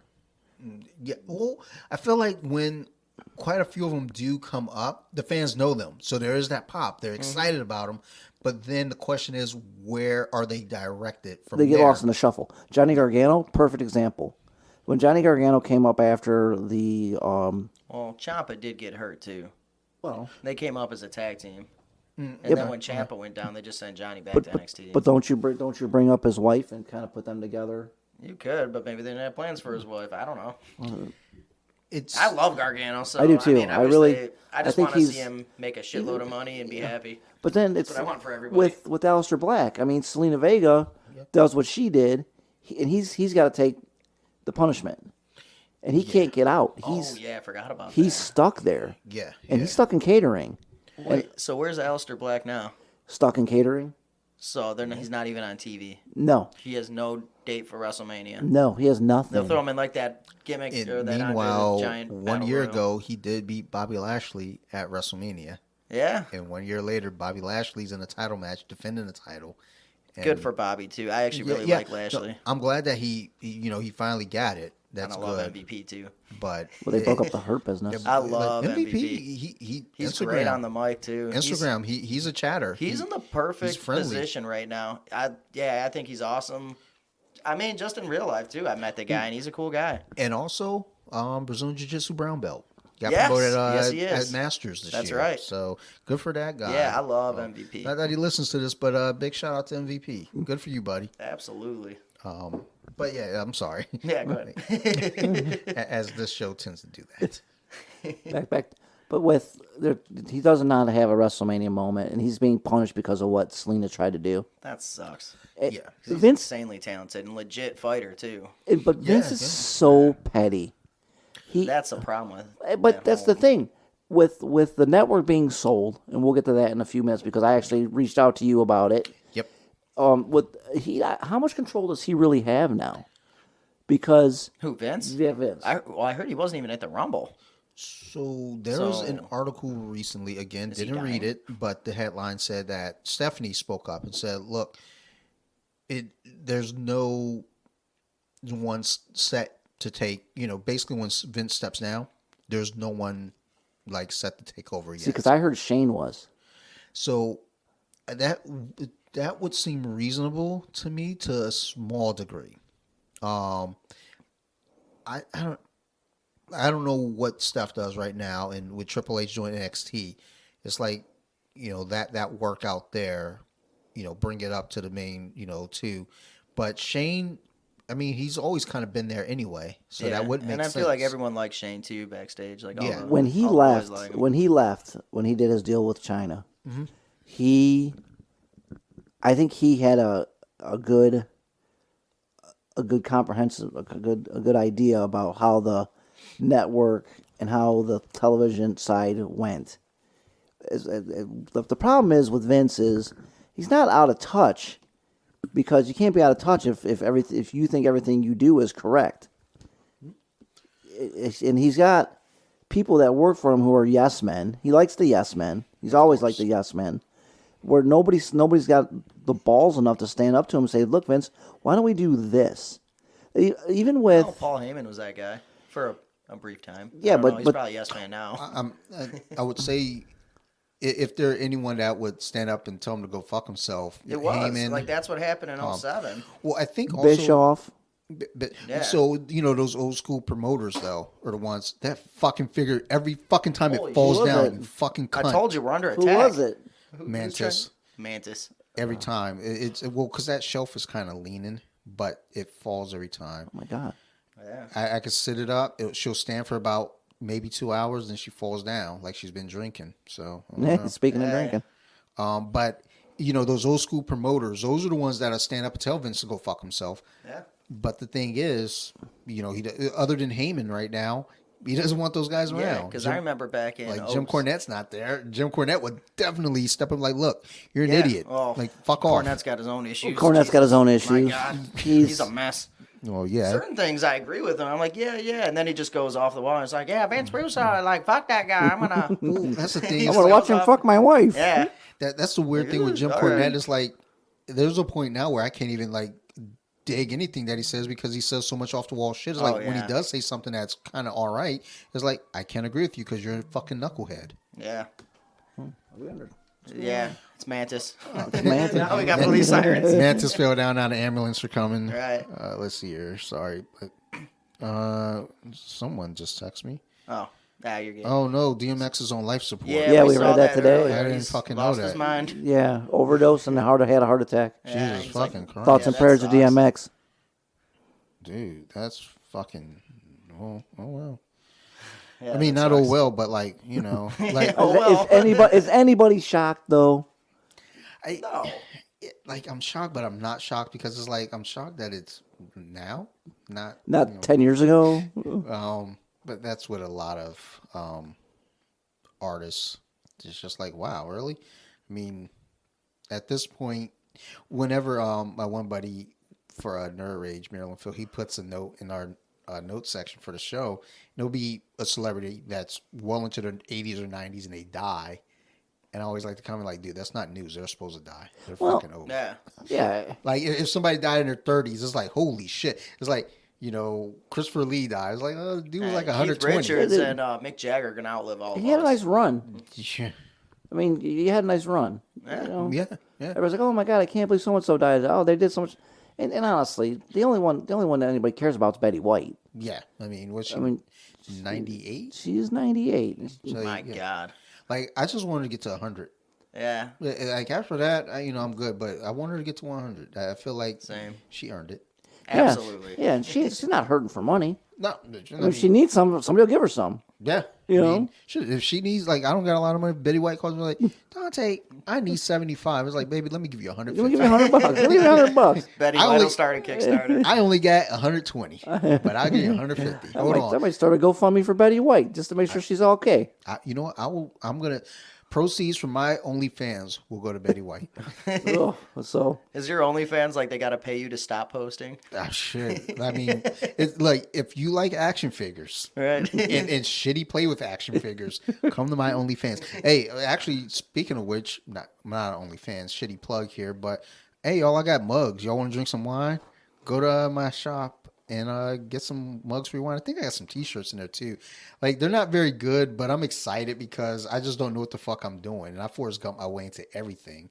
So I just, accidentally started this shit up at like 1 in the morning. I was like, oh, look at that. I can make it. Oh, I can put this shit on a shirt and someone will buy it. And I think someone bought a mug. I don't know who. Hopefully they tagged themselves so I can say thank you. It wasn't me, but I do plan on buying one. I'm not going to lie. Well, I appreciate that. am gonna I get got some one. new designs in T-shirts that probably don't fit. The shirt you got today Doesn't fit. doesn't fit. But I remember when that kid would sell them out in front of Comerica Park. You got to start Oh, somewhere. yeah, the Detroit First Everybody Yeah. shirt. Yeah. That kid would be out there hustling, and he made he made his money. He put his time in, and now he's doing Gucci. I thought that was going in a different direction. No, Now he's doing porn. well, It's like, Jesus. No, Well, OnlyFans was the lead-in. but he's. Then Betty White. Got to start somewhere. I just want you to just stick with the T-shirts because maybe someday you'll be doing Gucci.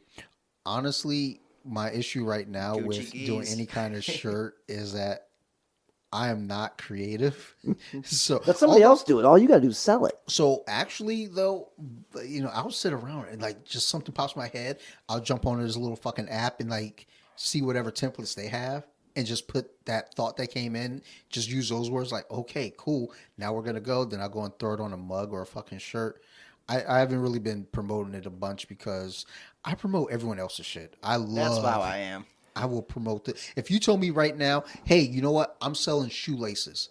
I will put that shit on Facebook right now. Be like, yo, get your fucking shoelaces. Yeah, they're fucking neon green, but get a fucking pair. They're fucking great. But then my shit, I'm like, hey, if y'all want a mug, come get one. You want a mug? They're free. Like I drink. You want to drink some wine? You don't even got to pay for it. Just tell me. I'll put it on my card. Yeah, that's how I feel with just anything, though. Like, even like wrestling right now, I don't watch, but I paid the $10 for the network when my friends started showing up.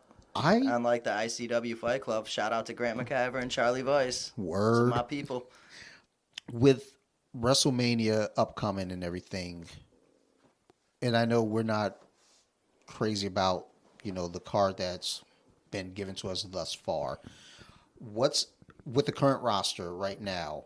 What's a fight that what's a match you would like to see on WrestleMania if you could make it just one match? If I could make a match? Yep. With WWE, I would say, well, I don't even know who's heel or faces right now, but like if you do like, Can't say that. Those are banned words. oh yeah, I forgot they banned a bunch of words recently. What the fuck? Yeah, that's one of them. Well, I'm sure what the fuck is on there too, but heels and faces are on there. I think WTF is But a let me banned word. think. Jesus fucking Christ. I don't know. It'd probably be like something with Shinsuke and Brian or AJ with the handcuffs off. Just let them go, give them some time.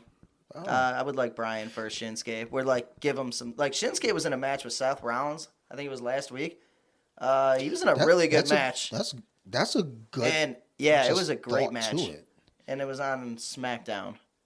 Something like that. I mean, that's the kind of wrestling I like. Shinsuke is one of the ones that he's super underappreciated, and so much so that as soon as you said it, I was like, oh my god, I forgot he's even on the roster. Yeah, like Jesus. if anything, I'd watch more like New Japan for like Wrestle Kingdom. Like those matches are always awesome. So I haven't watched. I don't think I've watched any New Japan at all. Period. There's some talent over there, man. I'm very aware of them, but I just haven't. I think a big thing with me in wrestling, and really anything, to be honest, is putting in the time to find it. Yeah. So I don't know, but Starting next week, you're going to have wrestling on every day. yeah. It's in what's this? NXT's moving to going Tuesday. Oh, You're going to have, so what's Thursday? I think, So New Thursday. Japan. Oh wait, is Impact Thursday? Impact is Tuesday, Impact is Tuesday. but I think New Japan is on Access, which is going to be on either Thursday or Friday. Oh, cool. And then I don't even know what Ring of Honor. Yeah, well, Ring of Honor's on Thursday, and then New Japan is on Friday. Okay. Which is great as a wrestling fan because you're not locked into just one brand. It's kind of one of those things when, like back when WCW was on for 2 hours on Saturday night, and you had basically 2 hours of WWF programming on Sundays. Well, there was a point where I think the only night during the week you didn't have wrestling was Wednesday. You would have Monday Night Raw, Nitro, There was something Tuesday night. I can't remember. We didn't have anything Wednesday. Then Thursday you get Thunder. Well, SmackDown came later. Yeah, Like SmackDown 99, was. I want to say. SmackDown was the answer to Thunder. Yeah, SmackDown was a Thursday as well. Yeah, and I think that was Tuesday or Friday. They did go to Tuesday. They UPN were Tuesday. 50 with it was Beautiful People would be the opener. That was awesome. They were Tuesday. Then Wednesday we had nothing. Then we had Thunder on Thursday. I felt like there was something Friday, and then there was nothing Saturday. But then you have your Sunday night heat, and then your pay-per-views. So underrated. Who are some of your favorite guys on Sunday Night Heat? Sunday night heat. Anything that involved the Guerreros made me happy, whether it be Chavo or Eddie. Yeah. I was always in for either I of loved them. Heat, especially right before a pay-per-view. That was the coolest thing. It yes. would make you want to do it, and then you'd have to go to the pay-per-view channel. That was a perfect sell. It'd start fuzzing like that snow. Like people don't know about snow porn today, but that was a thing. Same thing for pay-per-views, man. Because you'd get The Rock on Sunday Night Heat. Yep. Yeah. You would Oh, yeah. because, It'd be like, oh, The Rock just showed up, and he's walking into the building. and then all of a sudden it would hype you up to be like, okay, it would I need- get you so pumped for a pay-per-view. yeah. Yep. That Sunday night heat sold many a pay-per-view to me and my friends. It was like, okay, well, we weren't gonna get it, but now we gotta see what happens next. That was the thing too when Bobby Lashley beat the Miz. That was the first time I can remember a title changing hands on a weekly show, like world title, heavyweight title, changing hands in a very long time. Yeah, it doesn't happen often. But if you even get like a real legit title match on a weekly show these days, now it's just, there's a title match, but it's some kind of stipulation, or it's not going to change hands. It's like Roman Reigns versus so and so for the title, knowing that First Baron Corbin or something. he has to defend it at WrestleMania, Or it's that stupid 24/7 title. That's still going. Is R-Truth 150-time champion? Oh, or something? yeah, easy. And he's another wasted I wresler like who is R-Truth though. who I could think do. he's hilarious. Vince loves R-Truth. He thinks R-Truth is the funniest person. You know what? If he's having, because he's actually 50 years old too. Look at him. And put a strap on getting him. up there. He's been around for a while. Former NWA champion too, and TNA. He was pretty Going good. back and watching old stuff on the network, seeing Kofi, seeing R-Truth, and they're in legit Truth feuds and legit matches. And now you come to this point, it's like you got R-Truth, he's basically 24/7 champ. Kofi is back down to the tag team circuit, but Man, look how high he got to a couple of years ago in New York. I was so happy. that's what brought me back when I Yeah? saw they put him. He was fighting for the mat or for the title. I was like, Against Brian, who is the Planet's champion. The whole storyline was great too. Yeah. I was excited. Then when I ordered it, I was like, because normally what I would do with the network was, because I have so many email addresses, let me go ahead and do my free trial.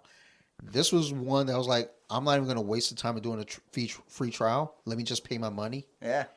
And then as I'm watching it, there was a point in the match where I was like, if Kofi doesn't fucking win this match. Oh, there were a lot of people. We who were riot. pissed. They might have, because I was in that crowd in New York, and that was the last Mania I was at. Probably the last one I will be at. Yeah. I tried to go to the one in Tampa, but that's besides the point. COVID happened. Yeah, Shit happens. COVID. But the whole crowd was so into Kofi. I'm like, he is so over right now. Everyone loved him, except for, oddly enough, there was a fat black dude in front of me that was just the biggest Daniel Bryan fan. And he's like, he is the Planet's champion. Show some respect and stand for the man. And I don't know if he was in it, and then Kofi won. He's just like, what are you going to do? Good job, Kofi. This guy was a riot the whole show. I'm like, you made this experience so much better. I bought him a beer because he was making me laugh so much. Yeah. I'm like, he's a great fan. But it's good when you're at those matches though, and you've got people in the crowd that They were make that so experience invested so much in it better. too. Every move was getting a reaction. I'm like, this should be the main event right now. It wasn't who I don't know. Wow. Who was it? It was probably Roman. Yeah. Brock. Well, thinking about it, Brock yeah. was the opening match, I think, against Seth. I believe that sounds familiar. Yeah, because he was actually the opening. It was the women. Oh yeah. Oh, the that's women. right. Yeah, yeah, it Ronda, was- Charlotte, and yeah. Becky Lynch. Becky Lynch, yeah. That's right. Because I remember Kofi, he won the elimination chamber match to get Yeah, his title I tell you shot. what, if that should have been the main event. Good for the women That's too. what we're talking about on the last episode with Pinkerton from Nerd Rage Radio. Big shout out. With ordering a UFC pay per view versus ordering a WWE pay per view. And yes, I know it's scripted, it's predetermined, but when you order a WWE pay per view, you know you're getting a show. At least you should get a show for the most part. Versus, you're going to be entertained. Some UFC cards we get, and you're like, well, that sucked. I ordered the one with the 3 title fights recently, and I wasn't disappointed. Oh, but yeah. You're if I talking had about people the over, Izzy Jan Blachowicz fight. yeah, if I had people over, I know they would have been bummed. I'm always excited to watch any fight card. Same here. I'm same as you. I watch everything. I'm pretty sure. I think there might be a fight card on right now. I'm watching hockey instead. Whatever. Son of a bitch. I like hockey, but I'm gonna go back and watch the Bellator card from yesterday because it was a Patricio Pitbull versus Emmanuel Sanchez. So what? Like, where can I watch Bellator? Showtime. Showtime. Well, it's wait, like I do have Showtime. What the fuck am I thinking? Okay, so you can watch it anytime then. Oh Jesus, fucking that's like Christ. pretty new too. Like this was their first show on Showtime, so yeah, you can watch it. I wish I would have known that. So you could probably watch the replay of it then. Oh, what am I doing? All right. Well, because we got iPad and then they okie doked me with like some Apple TV shit. So like, you get it free for a year, and then they hit me with the first episode of Your Honor, and I was like, oh shit. That first episode hooked me. I was like, I gotta watch more. And then we're like, look, let's just get the free trial or the 30-day trial, and we'll see how this goes. Yeah, because that's what they got for Showtime too. It's like you get the 30-day trial and then like $5 a month for the app or whatever. You forget. Well, I wouldn't forget because I would use it strictly for Bellator. Oh no! Trust me, I don't forget because I have alarms on my phone to tell me when. Oh yeah, I got all mine documented, all my subscriptions. Yeah, so I know what time they show up. But Showtime was one of the ones where I was like, you know what, I'm gonna stick around for this because I like Shameless. There you go. Oh, right there, my man. All right. Yes, we're watching Bellator now. Thank you for making me aware of that. This just went from a pro wrestling podcast to Let's go to MMA because that's what I'm really obsessed about. But I'm definitely. I'll always love wrestling. God though. damn it, I'm excited now. Oh yeah, Machida. Yes. How about Yoel Romero and Anthony Rumble Johnson, round 1 of that light heavyweight tournament? Jesus Christ. It's 205. Yoel was scary at 185. Now he doesn't have to cut as much. How the fuck was that dude making 85? I don't know, but that man is just a freak of nature. That is not normal. What sucks is anytime we watch a fight with him, we're the same age. And then my friend's like, hey, Dante. Well, that we know of. He is from Cuba. Like, he's 42, just like you. I'm like, fuck all of you in here. I can't beat anyone up because you all are like higher ranks and better fighters than me. I'm just a dude. But now that that's on in the background, I asked him off the current roster for you, Newt, a WrestleMania match that you would like to see. I'll tell you, it's going to happen next week. Is Sami Zayn and Kevin Owens, because those guys have wrestling each other. They're wrestling each other. Wait, that's the Logan Paul shit, right? Yeah. Well, get not without that sideshow bullshit. Yeah, I'd watch it if there's no. Those two can go. Absolutely. And they've been going for years with each other. They know each other, and I think that's the match that's going to steal the show. I think that is legitimately the match that I want to see because they know each other. It's going to come to a point to where I could watch them wrestle each other for the rest of my life. Every match is different. Every match has a high spot. Every match has drama. Every match is perfect. It's kind of like when with like Flair and Sting. Yeah. You could watch those two wrestle 1,000 times, and it would be a great match no matter what they did. Out of all the Sting's matches, him versus Flair were always just anytime Sting had any involvement with the Horsemen, period, was always entertaining. I had mentioned before on the previous episode when Vader debuted in WCW and Sting was the champ at the time, and I remember freaking out because I was a kid and I was like, holy shit, how is he ever gonna beat that guy? Yeah, RoboCop. He did have RoboCop. Also a Detroit guy. Yes. Yeah. Shout out to RoboCop. Shout out to You RoboCop. guys got the statue now. It could have. Wait, do we have the RoboCop statue? Yeah, well, we do, but we don't. What? It's done. I know They it's just- done, but I'm like, They where have is nowhere it? to put it Oh. because everybody hates cops now. You know what? You can't hate RoboCop. RoboCop. It's not RoboCop's fault. RoboCop's okay. He didn't do anything wrong. No, he's good. Like he's the cop that we need. But honestly, come on, dude. Like the money that was put into that, come on. Like I think there's other things we could use that money for. Like, look, Privately financed. The guys, they did a crowdfund, and they built it, and now they just got nowhere to put it. The science center's like, no, we got COVID. What about like Hart Plaza? They got the fist. Yeah. I don't know. Shout out to Joe Louis. Rest in peace. Yeah. I'm trying to Well, with think. his arena. I would put that bitch right at 8 Mile and Woodward. No. No, we're not putting RoboCop there. Right there. They're gonna take him. No.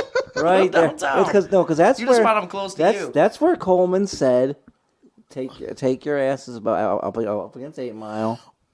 What? Ooh, I wonder if I can. Like, there's so much on these fucking streaming apps now. It's like, and we pay for so many fucking apps. Are you that- looking for RoboCop? You didn't even know you Yeah, I had was gonna say- the Bellator on yeah, Showtime. I guess after they saw Valerie, what's her name, dancing Loretta. after her victory, now everybody wants to dance. Yeah, but they don't look like her. Oh, Jesus Christ! My No. God. That is a beautiful, beautiful chick, and not only that, she She's can a hell of a beat fighter, the shit too. out of anyone. Yeah, she's my Just get God. the goddamn ring. Yeah, it's like just Yeah, get she's in still there. dancing. I don't know. You guys missed it, but they showed Milo Ronaldo's hair. Oh, Jesus Christ. I don't know if it's a wig or what, but it looks like it. Hey. I don't know what he's got his own issues, but I love him as an announcer. Some people don't like him. They feel like he's too over the top. Personally, I don't mind it, though. I like him. I honestly just want, with any of these things, just be genuine, be authentic. Even like here, like I mean, that may be her. I don't know, but I just feel like after Valerie did it, now everybody wants to, showboat and dance and do like. Because I mean, after Chael Sonnen did all his shit At least they talking, shook hands. with Anderson Silva, then suddenly it started to crop up. Then you get your Connors, now you get your Colbys. Yeah. Now you get other people trying to mimic them and they can't do it. I like the Well, guys 'cause when it's they fake. run promos. I love the guys who run promos after fights too. Except I wish, especially since you guys pay for him, can you not bleep out the bad words? Just you know Yeah. what? You just come with a warning. It's it's foul language. Don't let your kids stay up past 10:00. So on the UFC pay-per-views, they don't bleep them out. If it's on ESPN, for sure, because it's on a delay, so they catch them. But on the actual pay-per-view, nah, they like Dana doesn't like it, but it's still in there. Yeah, well, I mean, personally, he doesn't give a shit. Yeah, but But I because get it. he's the next. He's the last one to be talking about anyone Oh, cussing. yeah. because he'll be in a press conference. Yeah, press conference. He's like, these fucking refs are terrible, or these Yeah. judges fucking suck. He goes after. No one's safe. He goes after Still fighters. dancing. Yeah, like that. That's one of those things with Dana though too. Is like I don't want to be on the receiving end of any of his shit talking. Just No, and part of me, He I can mean, kill you. He can Yeah. kill. I mean, not like kill you like physically. Like he can kill your career. yeah, yeah, He's- physically, he- I don't know. He always looks like he's coming from a barbecue. It's a t-shirt, and shorts. Oh, he literally can. If you, nothing against Bellator because the fights are entertaining, but you're not making any money. Nobody's. I think they're making some moves. I think they're going more from being all gimmicky, like when they were doing Kimbo first, Dada 9,000, 5,000, whatever the hell he was. they were trying to get they, It's like they a gotta last get an man standing audience. match with that one. Who could survive who has the better cardio? Because they both suck. It's like it's a defibrillator match. Yeah, it was so bad. But when they were doing shit with what was it, Ken Shamrock and Yeah, Hoist Gracie? yeah. Where Hoist Gracie kicked him in the nuts and he's just like, I fight to win. Like he didn't even deny it. And God bless him. Well, But that's they kind of got away from that though, and now they're more serious. yeah, they're They legit got some now. legit fighters. I mean, Look at Michael Chandler. He's fighting for a UFC title. Where do you think he came from? I love Michael Chandler. Like a big part of it with Michael Chandler, he's a great fighter, but he This fight's over. he adopted they adopted little black kid. It's not Yeah. because the kid's black. That's why you like I Michael love Chandler. But because again, being a kid that went through the system, Yeah. I'm just always in full support. And they adopted a kid. It's like good for you. I like Angelina Jolie too. She adopted a bunch of kids. She's weird, but she adopted a bunch of kids, and that's cool. Those kids might be weird because It's Angelina Jolie. She's yeah. still with Brad Pitt or no? That's got to be done. nah, It's probably been over for like 20 It's years. over. I don't know. done. I feel like that's been over for a while. But Oh man, I can't like, keep what do up I with know? them. They're like Kardashians. Yeah. So, Who knows? I can't keep up with them either. yeah, they're just collecting black dudes at this point, the Kardashians. Yeah. And, So and not just that, Collecting driving them black crazy. dudes. well, hold on a minute because the last UFC card, Francis and Stipe, they showed was it Travis Barker? He's either got a Kardashian. It was like Yeah. Megan Fox, Machine Gun Kelly, Travis Barker, and one of those Kardashians. So my wife just said Chloe. something about Travis Barker. She asked me like, "Who's Travis Barker?" I was like, I mean, I don't- she go, "Is he a singer?" I was like, "No, He's a a legit drummer." fight fan, though. Yeah, like, He's yeah. always been a big fan, so it wasn't like I'm here just to be on TV. I'm sure the Kardashian was, but Of course. Well, when but he is a legit fight fan. Like, he knows his shit, too. one of my old jobs that I mentioned before air, I'm not going to mention now, although I've mentioned on air before anyway, but it doesn't matter. It had a suite down in D.C. for the Wizards games. And I remember a bunch of the girls, I guess whichever one of the Wizard guys was dating a Kardashian. I can't remember the guy. Doesn't matter who he is, but the girls are like, "Oh my God, we got we have the suite at the Wizard. I just want to go to the Wizards game so we can be close to so and so because he dates a Kardashian." I hate shit like that. Yeah, I hate screw that. like that kind of shit makes. I guess what bugs me is just people who are obsessed with that, like obsessed with celebrity gossip life. Oh, it's the worst. It's like, why do you Stop care? making stupid people famous. Exactly. I mean, yeah, I made Kim famous because I watched her porn a bunch. But my bad. I didn't think it was going to Yeah. become this. I didn't think she was going to bring her fucking family with her. Actually, Like, now look what we have. poor Ray J. Like, just that fucking guy. I mean, he hit it first, and he's getting no credit. Yeah. I mean, he has a song called "I Hit It First." Well, in his defense, it must have been weird when her mom filmed it. Oh, Jesus. That's some Hogan Bubba the Love Sponge shit. Like, you get it, Ray J. Oh, man. Well, That's my Ray J. Oh, that's my Kimmy. I remember Reggie Bush was dating Kim Kardashian, Yeah. and like in 1 week's time, he lost his Kardashian. They took away his Heisman, and they traded him to Detroit. I'm like, what a terrible week. They He still are makes millions, so Black whatever. widows. Doing just fine. Like, as soon as you date a Kardashian, it's a wrap. I mean, Kanye lost his. Well, Kanye was already kind of losing his mind, but as soon as he went with he's Kim, an interesting cat. What do you feel about him? Because I feel like he's almost, to me, I feel like he's like 60% crazy and 40%. Like, he actually makes sense and sounds like, so yeah, like that's I think a smart comment, I guess. so. I think a He's lot of interesting. with Kanye, a lot of what he does, it's like having a billion ideals. Your brain is always going, so you're gonna always sound crazy to people because you've always got shit filtering through. Yeah, and he'll just like he's one to go off and rant. Like when he did Rogan's podcast, Yeah. I'm like, okay, I gotta watch this one because it's Kanye. It's interesting, and man, would he ramble on? But then he'd say something, he'd go on something like that actually makes sense. Yeah. I mean, Like, it's like Kanye. I love what Kanye does musically. I love what he does just as as a entrepreneur. yeah, I think he's a talented guy. He's not invited to Thanksgiving. I promise. Yeah. I don't want to hang out with him, Yeah. but maybe I do, just to kind of hear like what's going on up there, because Right, there's a lot going on up there, and I feel like it just like all kind of comes out and I think instead of like going through a filter process. and I think the He's got no filter. Kardashians, they were the filter, and they're like, look, you can't say that because you're with us now, so you have to have this image. There's only so much you can take before you're like, look, I can't fucking, I want to be me. I got to go interrupt Taylor Swift. What the fuck? She's talking. I need to get up on stage and interrupt her now. Oh yeah. So, but that took me a second. Now I understand what you mean. but well, I mean, it's like who was Lamar Odom? He's dating one of the Kardashians. He starts smoking crack. Look, can we talk about Bruce Jenner? Oh, that's the That's biggest Jenner, one, bro. I mean, well, he's the ultimate one. It's like, hey, I'm gonna date the mom, and he was like, now I want some boobs. man. Oh, and then he won Woman of the Year. I'm like, even a man had to do it. Right. A man won Woman of the Year. So it's like, look, I'm ladies, kidding. Don't get offended. like, I'm gonna put it to you this way: a man had to come over and win Woman of the Year just to show you how it's done. He said it. Yeah, but Oh, he hit her in the ear. I got hit in the neck once in a fight. I got mad at her and bit the dude in the stomach. Now, I couldn't eat double cheeseburgers for a week. it's probably a good thing he didn't return the favor. Fuck that guy. Like he hit me. He's like, because his okay. I'm not even gonna tell the story here because, like, when I started thinking about it, I was like, this actually sounds a lot worse for me than it does for him. But he punched me in the neck.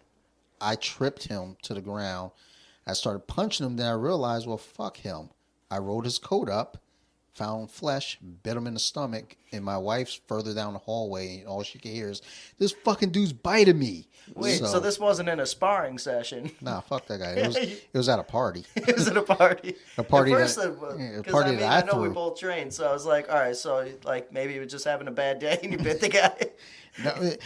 No, like in reality, no matter what happens on the mats, I get my ass kicked. I'm Oh, okay with yeah. it. I respect it because Same hey, here. they were better than me. I need to step my game up. But again, and I wasn't even losing the fight with this dude. It was just fuck him.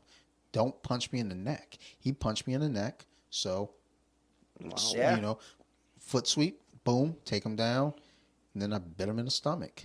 And they put me off. And later on, I hear him talking. We're near the stairs. It's like, if I ever see that fucking dude again, he's dead. I'm like standing right next to him, next to the stairs. And in my head, I'm thinking, I could push you down right now. And Right. but then I also thought, but then that's manslaughter.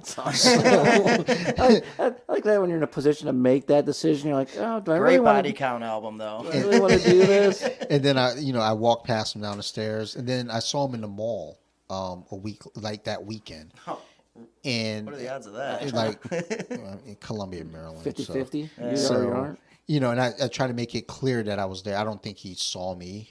I don't know. But, I was like, like, I'm here. It was dumb. We're dumb kids. Just don't fuck with me. I'll bite you in the stomach. Yeah. Again. That happened Whoa. to my buddy. All up Main Street. Jesus. Sorry, still watching Bellator, so we just got Reds just sidetracked fell for a off. second. Yeah. No, like a red fella. This fight is actually kind of going back and forth It because, like, I look up one moment and the one chick's winning, then I look back over and oh shit, she's not winning. So, but that's the beauty of MMA. It can go any which way. Let me get back to. I had discussion points written down from Yeah. all the other episodes. I feel like I fucked that up. No, I Pretty think this bad. has just been all over the place, which is fucking great. Like, no, I mean, it's fun. because that was like, well, I texted you. I was like, look, I have talking points, but I don't think we're gonna really talk about. I told you, them. I'm like, I'm not too worried about it. Like, We'll I'm like, definitely fill time. if I really want to be like, look, let's make this strictly a WrestleMania episode, then like like the TV would be off, and I'd be like sitting up on a table right now with the paper in front of me, reading every single word on this paper. But Yeah. honestly, no, it's just like. First off, I haven't seen either of you yeah. since I was September 2019 when I was up there in Detroit. Right. That's the last time I mean, actually saw you. We communicate through social media, and that's the next best thing. But it's like you guys are here. Like I was joking with one friend. I was like, "Yeah, I got some guests coming in to the podcast, so they're flying in." Yeah, they're flying in. Yeah, Yeah. flying in for the podcast. Yeah, thanks for taking care of the flights, by the way. Yeah. We appreciate Then that. I was gonna be like, In the car, in the yeah. hotel. I flew them in. I put them up in a hotel. Yeah, like which hotel? Which is like the worst part of Baltimore. I had no idea it's That the was- opposite of Detroit. It's like which hotel? The Browns Hotel in Ellicott City. It's not very good, but they got roaches. It's all right. Oh yeah, and rats the size of like freaking dogs. That's why I don't fuck with Baltimore, dude. Like I didn't know we were gonna be sitting next to like drug dealers. I'm afraid of rodents and drug dealers. Same. Jiu-jitsu, boxing ain't gonna do shit against them. Yeah, it's like no, there are things in Baltimore that I don't like I don't know. I don't rock with Baltimore like that. See, well, in Detroit, it's the opposite. Like downtown, if you're walking around, you're safe. In the neighborhoods, stay out of them. They know you're not from there. Don't fuck with the neighborhoods. It's weird because when we went back, Sarah, like we woke up Saturday morning, 696. and Sarah's like, "Hey, there's like a little bagel shop up the street. You want to walk up there?" And I was like, "Girl, I'm not walking nowhere in Detroit." Yeah, nah, you're fine. It was You're like downtown. like 8 o'clock in the morning. So we Yeah, get up. you're I good. throw Sophie on my shoulders, and we're walking down. Too early for crime. It was actually a nice walk. It was weird, like because it was super fucking granola in the bagel shop. I was like I was like listening to fucking Toad the Wet Sprocket. I was like, what the You fuck guys, am I you hearing? guys stayed downtown though, so that's Yeah. you're Well, yeah, and once we started moving around, I felt like, oh, this is different. Yeah. I feel safe. Yeah, You know, you should. like Downtown, you'll be okay. so much so that like afterward, At like, least during the day, too. oh yeah, we didn't do a lot of moving at night. I mean, you can still walk around. You'll be okay for the most part, I think depending on where you're at. after the Tigers game with you guys, because we weren't far from the stadium. We walked back and went right up to our room because we're actually leaving like 5 a.m. the next morning. So it was like, all right, let's hop back home, which is wild because with my cousins, my one cousin texted me, was like, yo, when I got in on Friday, I was like, yeah, we was trying to play spades. We was trying to see if we were trying to come through. And the thing is, normally, that's how we roll. It's like, if we're in town here even, all right, I'll come through, play some cards and everything, have a good time. It's like, look, man, I'm here with my wife and kid, and I'm really not trying to, just roam around. Yeah. We've got an agenda. We got to get to the family reunion in the morning.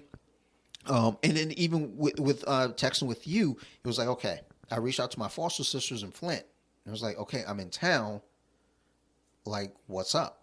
Yeah. I didn't hear from them. I was like, okay, well, look, I might be going to the Tigers game. If you guys don't message me, like, And we were going to go anyway. I need that's answers. where we live. Yeah. We're always there. In my head, I was like, I need answers like soon because they're waiting on me. I'm not hearing from anyone. It's like, okay, all right, cool. Well, like, and it worked out because, again, that was Sophie's first and only baseball game. So I told her we're going to go see the Tigers. She thought she was going to actually see fucking Actual Tigers. Tigers. I know. So she was excited. She had fun. She's eating popcorn, having a blast. But then we got back to the hotel room. I was like, I didn't see any Tigers. I was like, fuck. Next time. So it's Hey, like, we're 2-0 now. We're talking playoffs, World Series. We're there. The zoo. Next time you guys come, we'll go to the zoo. Yeah, Detroit Zoo's cool. actually, that's so. It's actually, it's pretty nice. So after that visit, I told Sarah, I was like, let's go back this spring. COVID hit, so that obviously stopped it. But I was like, let's go back this spring. Let's just set up a trip, go up there. We don't have any agenda. Like, we don't have to. So Right. whenever we come from here to there, they know up there. All our family knows. And suddenly, we've got to do the tour. So for Right. me, I don't communicate. I don't say shit. We go, like, because I don't want to have to feel like I have to go to, everyone's house when I go visit. It's like, I want to go up there. I want to spend time, like, going to the zoo, go to a Tigers game, just go, like, There's a lot of cool places to go down there. We can tell you the best spots to eat, whatever you're in the mood for. Yeah. Great town's fun. So Well, I don't know if you caught Might when be we went different into Marky Mark's burger spot. yeah, we were at Wahlburgers. Wahlburgers. And you're like, what is up with all these So- pictures of Mark Wahlberg on the wall? Yeah, I walked up to there, I was like, why are there so many fucking pictures of Marky Mark? Oh my God! You're like, yeah, it was like where we're at right now with the action figures. You're like, it's like that with Mark Wahlberg. Yeah, like, I was really blown away because it didn't click. I'm just walking because I didn't even know, like, I knew nothing of this. So I'm walking in like, where's so many fucking pictures of Marky Mark? Where's the fucking Funky Bunch? Like, there's all these pictures of him in movies. Where's his Yeah. album? Wahlburgers. None where of that. are you? None of it ever clicked. I'm just sitting there, and then I'm eating the burgers. Like, these are fucking good burgers. I bet you the Funky Bunch is making these burgers right now. These shits are fucking good. They got to have jobs now. I hope.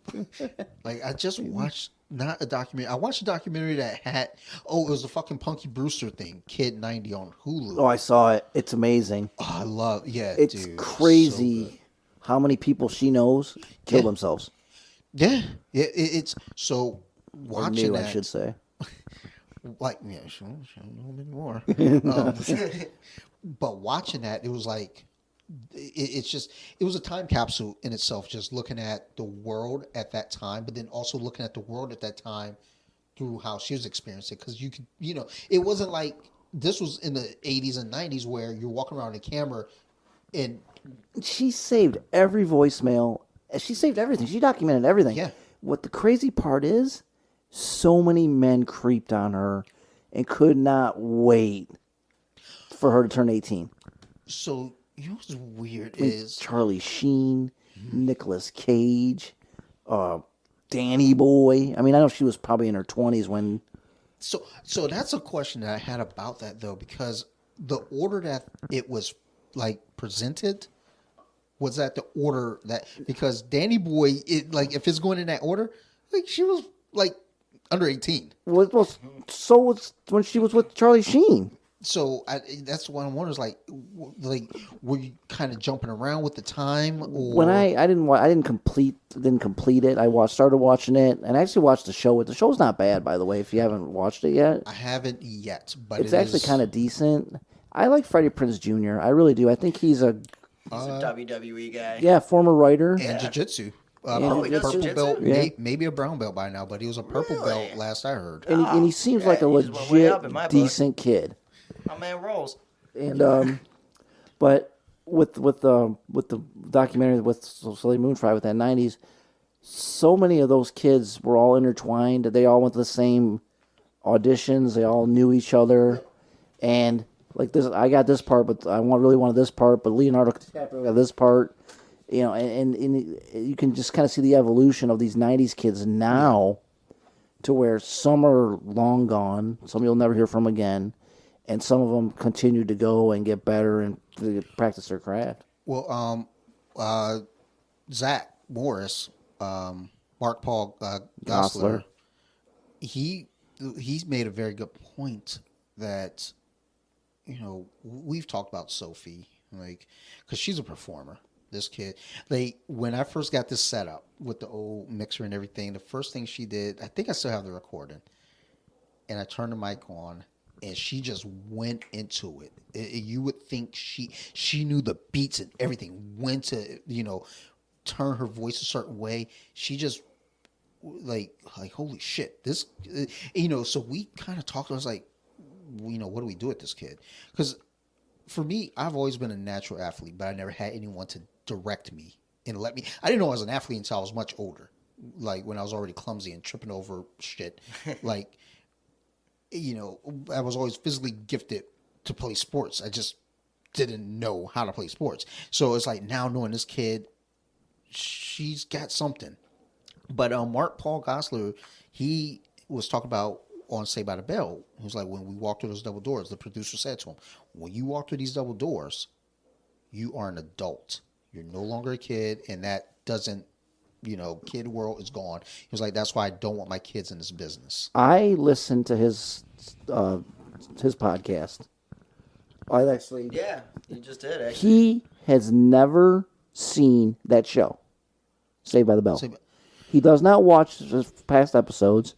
He's the Zach Morris's trash guy, and him go and do a podcast every week, and they review every episode. I listen to Running Zach, the most racist thing you'll ever see on television.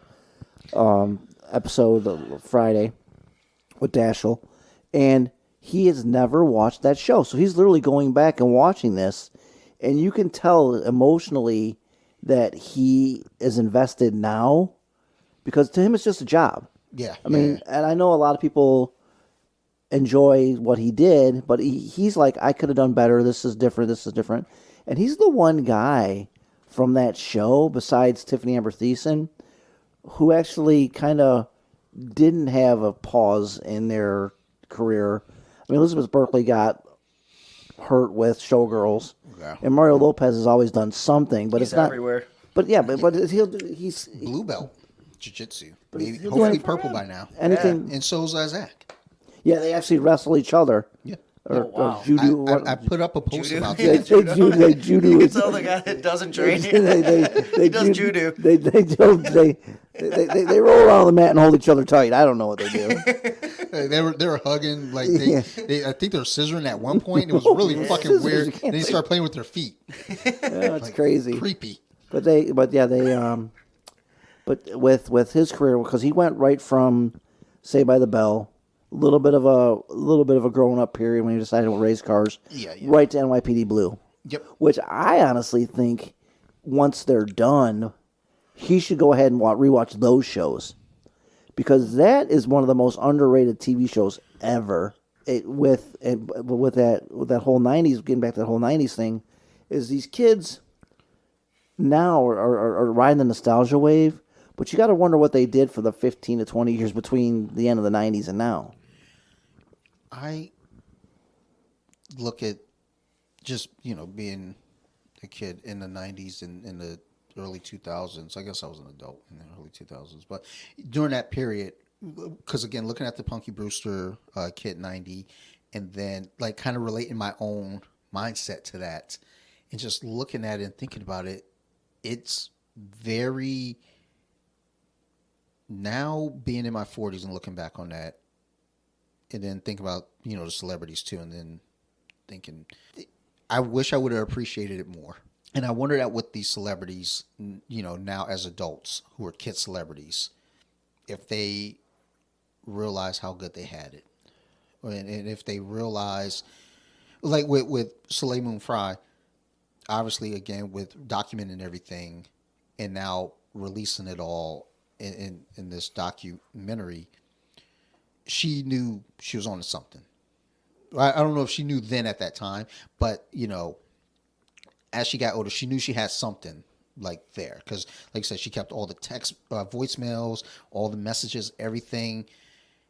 And that's just unique. Because, like, if I look back on my time from, let's say, 96, when I started to realize, like, oh, shit, there's, like, things. Through the 2000s, I don't know that I have anything. Like, I have, like, photographs. And that's fractured because...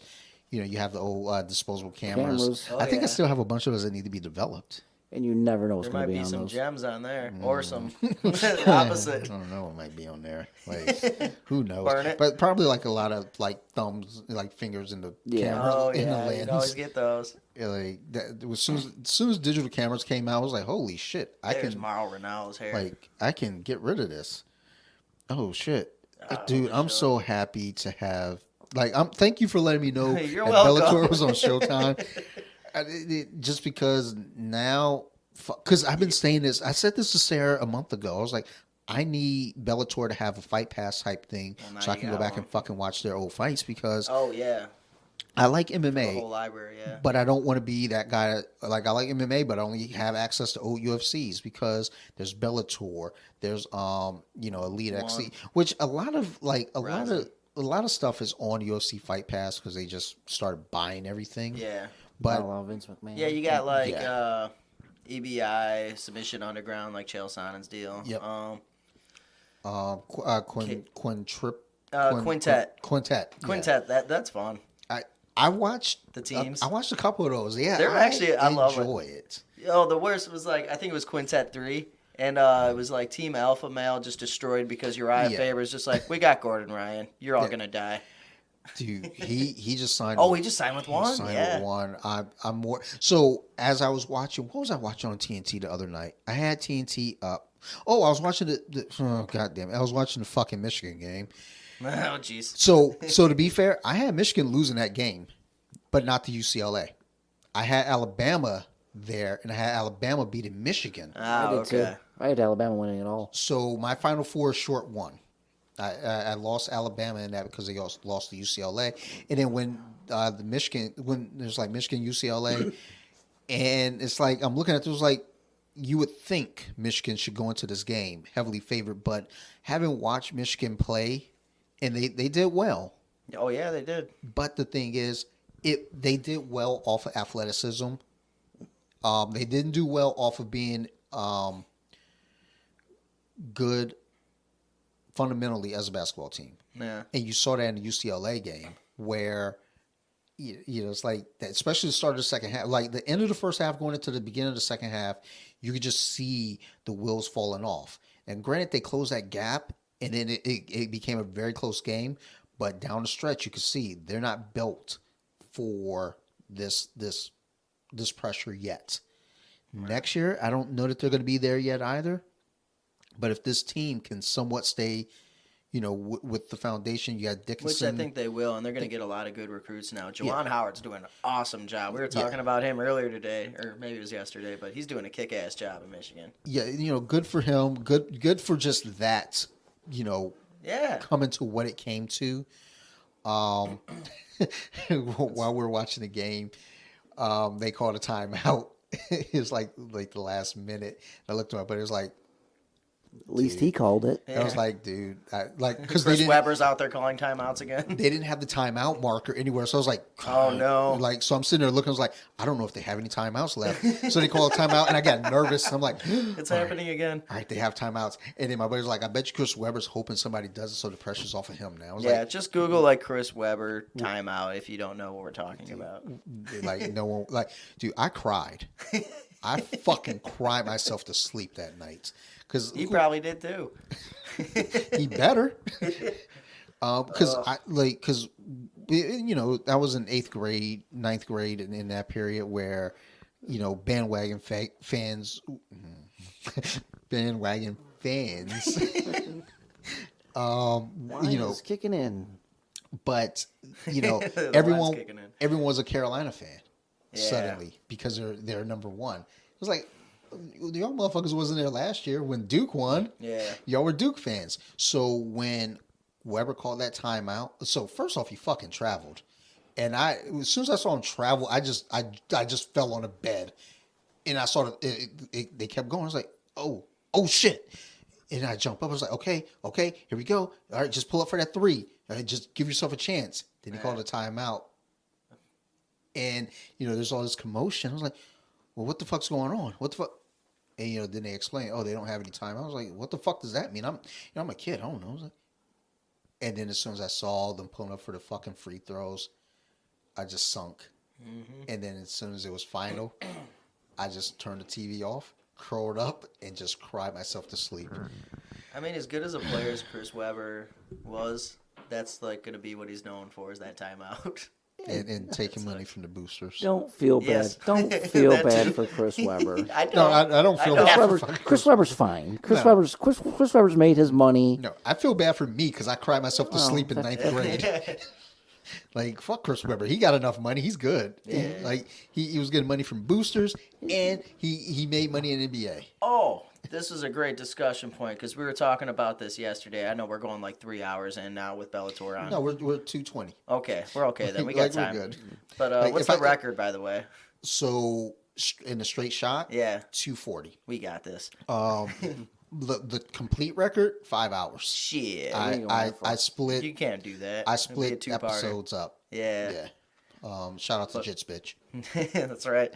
But we were talking about this. Do you think college athletes should get paid? I say yes. Newt says no. So I don't think it's black and white. And it's real tricky because I think they should get paid to some degree, but I don't think they should be. Where it gets slippery is like the pros. Eventually, it would become that thing where it's like, okay, well, let's just keep raising this cap. Let's keep raising it. But then also, you have, what about the field hockey players? What about the volleyball players? Yeah. What about the swim team? Shit like that. Women's volleyball team where, I don't know, maybe attendance isn't the greatest thing. But now, granted, most of your money's coming from your basketball and your football programs, your wrestling programs, and your baseball programs, debatable. But that's where the bulk of your money's coming from, or these other programs, when you're bigger in certain sports. But I feel like so let's take college football as an example. Jerseys. Yeah. We know, what that jersey represents for which number. Yeah. Number 10 for Michigan. We know who that is. Yep. That ain't. I think everyone in the world knows that ain't fucking Elvis Gerback. Wow, great name. It's not Brian Greasy. We know who the fuck it is. Ain't Bob Greasy either. So now, granted, this is way different now because it's many, many years later. Whatever. But the point is, Number 5, USC, number 5. Reggie Bush. We know who Well, that's for. Yeah. So if you're selling that jersey, and that's supposed to be, you're getting that, maybe they should be getting a cut off of that. Yeah. I don't think the school per se should be paying because, again, what about your rowing team? What about That's where it gets a little You know, tricky. you know how you end that problem? You pull a Notre Dame. so You pull a Penn State. so even without the names though, because a lot of those jerseys that were selling didn't have names on them.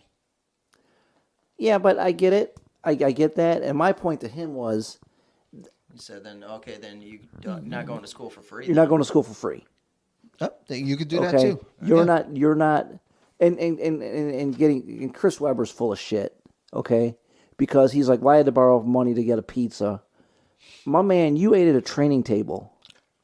Okay, Who paid? Well, I don't know. he went to Mitch. on every card. He went to Mitch Album and said that he was so broke in college that he had to borrow $5 to get a pizza. You literally eat at a training table throughout the entire year. You have food provided for you. There's kids who are struggling to make college, who have to get loans, who are going to be paying back loans for the next 30 years, who do not have the opportunity that you do, who might even do better things because of their degree, unlike you who just do better things because you can play basketball. So, and I agree. I think, when you say, well, I had to borrow money to get a pizza, it's like, look, I don't know the inside of it because I wasn't there, but I just feel like that may not be completely accurate. It's the poor me syndrome. But then it even gets more slippery from there because, okay, so you got the number 4 jersey, Michigan number 4 jersey basketball. That's Chris Webber. The thing is there now, what about jersey number 6? Yeah. Who the fuck's that guy? Well, like you said, should he get paid? Hey, video games too. But that's the thing. If they sell that jersey, even though there's no name on there, and that's supposed to represent that guy, maybe that guy should get a cut of that. That's why there's no more video games. They stopped that. Wait, NCAA like football is out? Oh, it hasn't been. So, no, it's coming back. Well, no, I mean it's coming back. It's coming coming back. back, Like but this yeah, year, maybe- it's getting released. They haven't made one in like that's 20 why years. Yeah, I know. That's why I did. No, it was 2014. Okay. Because that's the last one I had. Because who's on the fucking cover? Denard Robinson Oh, was yeah, on the there you cover. Oh wow. No, because you can connect the college draft to your Madden. Yeah. So that was always my thing. That's the only reason I bought college football. Was a fun game, but I bought it to connect that draft class. But that's another thing though too. When you have athletes on the cover of a game, you're using them. But yeah, they did shut it down because they had an issue with the Big Ten, the SEC. Well, the Pac-10, all the big Power Fives. So there are 3 of them that it was Pac-10, Big Ten, and SEC that they had a huge problem with getting, basically permission to use the teams because it's like, well, look, we don't want you to use this anymore because of pay. And let's be honest, the NCAA is a garbage organization. They Oh, don't yeah, do right yeah. by their players. They don't do right by the universities. But to your point, okay, if I'm the 10th man, if I'm the Fab 7, okay, if I'm the 7th guy, second guy coming off the bench after the Fab 5, what do I get paid? I've still got, I go to the same school. I have the same bills. Yeah. I have the same tuition that I have to pay. What do I get paid? And I'm not on scholarship, okay? I might be on a partial scholarship, but I'm still taking out $200,000 in loans. Yep. If I'm the punter, if I'm the long snapper, these it's not just the superstars because I get it that what do they say? I think the big NCAA point is like 97% of the athletes who play Division I will never go pro. Yeah. They'll be pros at something else. So you're literally kissing ass for the 3% who are going to make their money anyways. But because of who they are and who they think they're going to be in the future, they deserve to get paid. So, And don't tell me they're doing it for the little guy, because they're not. I like your argument better than Tim Tebow's argument. I don't know what his was. I don't really know either. Well, like the few things I heard with Tim Tebow just came from a place of privilege on his end. Like he was talking from a spot of, well, I had this and I had that, versus, you got another athlete who's, you know, coming up and it's like they're not getting paid and, they're coming from, a single income home and this was the one shot out. And granted, when you're playing on scholarship, you're getting your opportunity here. Yes, you should take that opportunity to its fullest. Get that education, play also, but get that education so that way you have a fallback plan. Most of them don't, and yes, that's on them.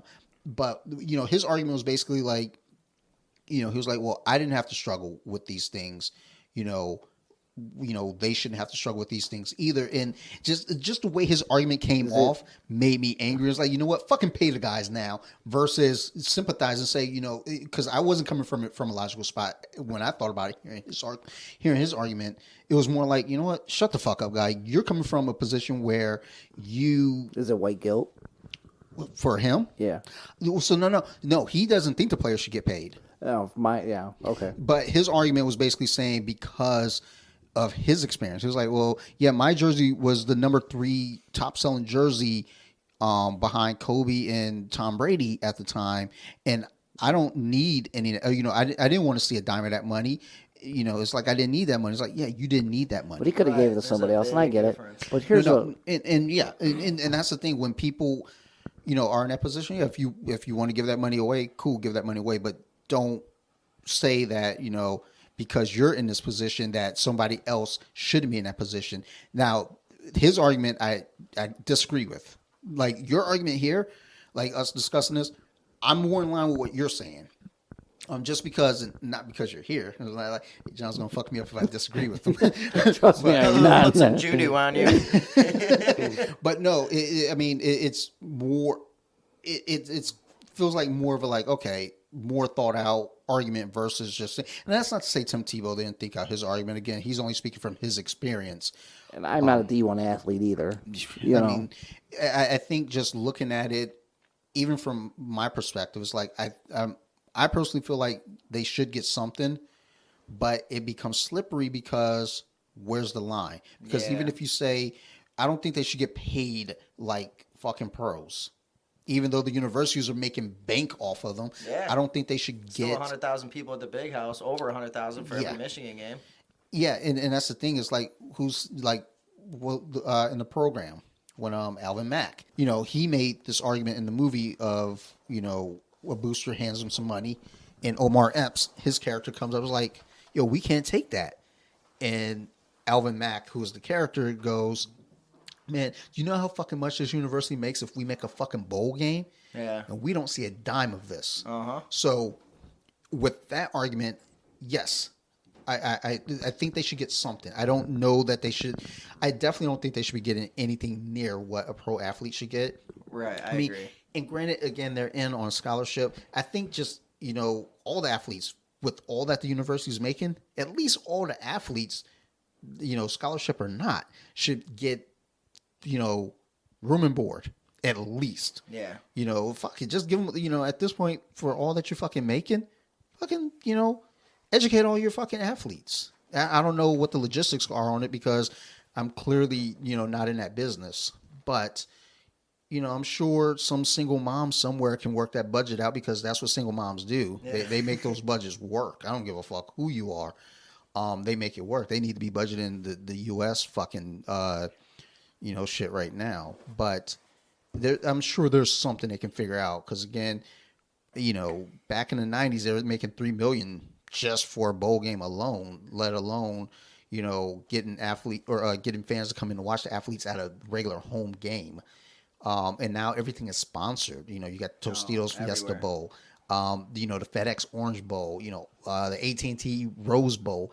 There's money coming in, and you're telling me you can't at least guarantee that all your athletes are getting an education and room and board at least.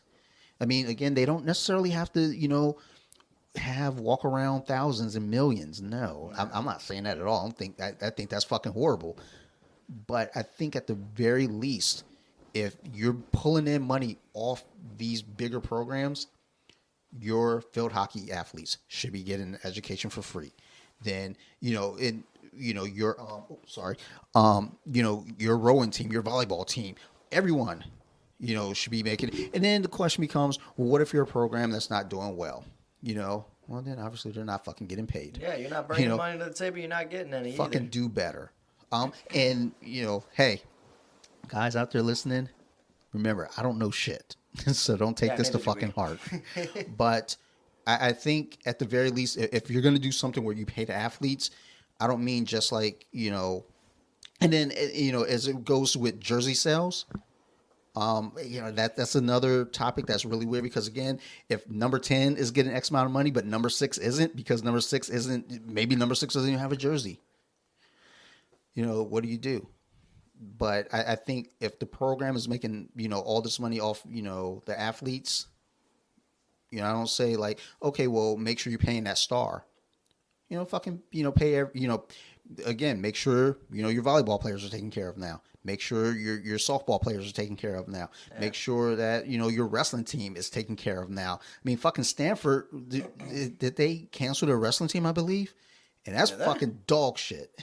Really? Like, wrestling is one of the fucking most disrespected fucking sports. Oh my God, they tried to take it out of the Olympics. Yeah. Nobody goes. If it doesn't make money... Tons of people go to see college wrestling. Yeah. Well, apparently they didn't That's go for the a big Olympics. thing. Oh, and Tim Tebow fact, he has more playoff wins than Matthew Stafford. Fuck you. I hate you so much right now. Every Thanksgiving, my brother-in-law comes down and he breaks my balls. Jay, what they gonna do about Stafford? Like, motherfucker, you live there. That's your dude. Like Flacco. Go Flacco. He's elite. Oh, wow. Yeah. Yeah. Flacco also played for Delaware. Go Blue Hens. I walked across the street to go watch the Delaware games. Not Flacco though, but he's got one more Super Bowl ring than Matthew Stafford. Man, I forgot what I was gonna say. Now you just. I can't wait for the Rams to win the Super Bowl this year. They're gonna, man. Now they're loaded. Like, go Stafford. I like Matthew Stafford. I think Matthew Stafford's I like Stafford a too. wonderful dude. He seems like when they're about to draft him, he was like, I want to go to Detroit. Like, I think that was just the right answer to say. That wasn't like I want to go to Detroit. Like, nobody wants to go to Detroit. So I was like, I want to go there because they went 0-16. I want to turn them around. Here's your point, and this is with the paying professional athlete, the paying college athletes. I root for the front. I don't root for the back. I don't care who's playing quarterback for whatever team I support. As long as my team wins, I'm good.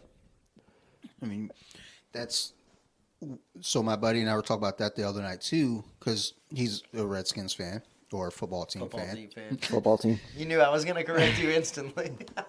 I'm trying to ring up as many offensive things as I can possibly do without going over the line. We might have already passed it. Maybe. Oh, it got very close accidentally. We're not bad people.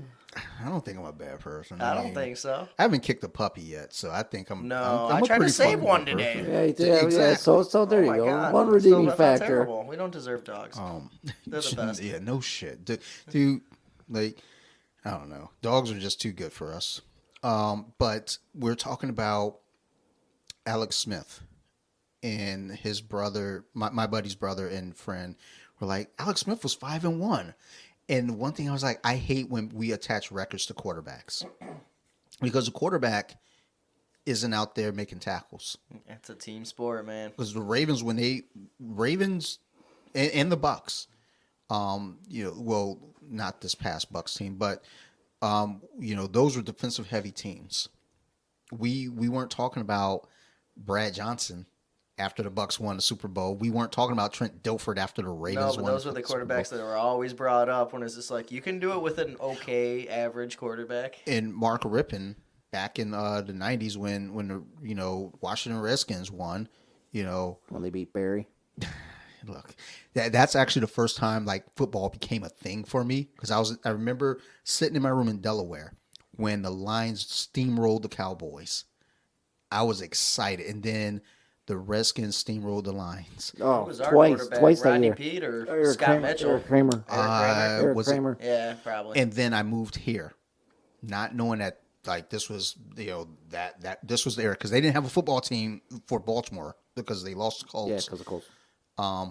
But I moved here and all I saw was burgundy and gold, and I was like, I fucking hate everything about this place. That was 91, and that literally they started off the year. They got their asses handed to them by the Redskins, now known as the football team. Then Still to me as a Redskins. they ended up going on a little bit of a run. Utley gets hurt, and they rip off 6 in a row.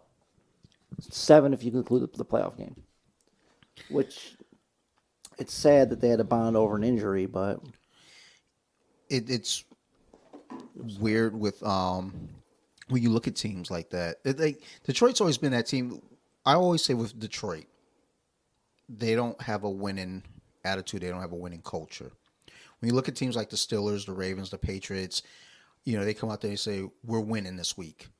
The Lions, I feel like in the locker room, like, hey, let's do our best.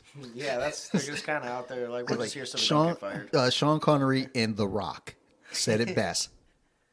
Losers do their best. Winners go home and fuck the prom queen. that's a good point. Yeah. And I think But then Nicolas Cage said afterwards, I buried the prom queen.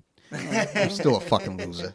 I think the problem is with the Lions is you're right, it's culture, but they don't see it as culture.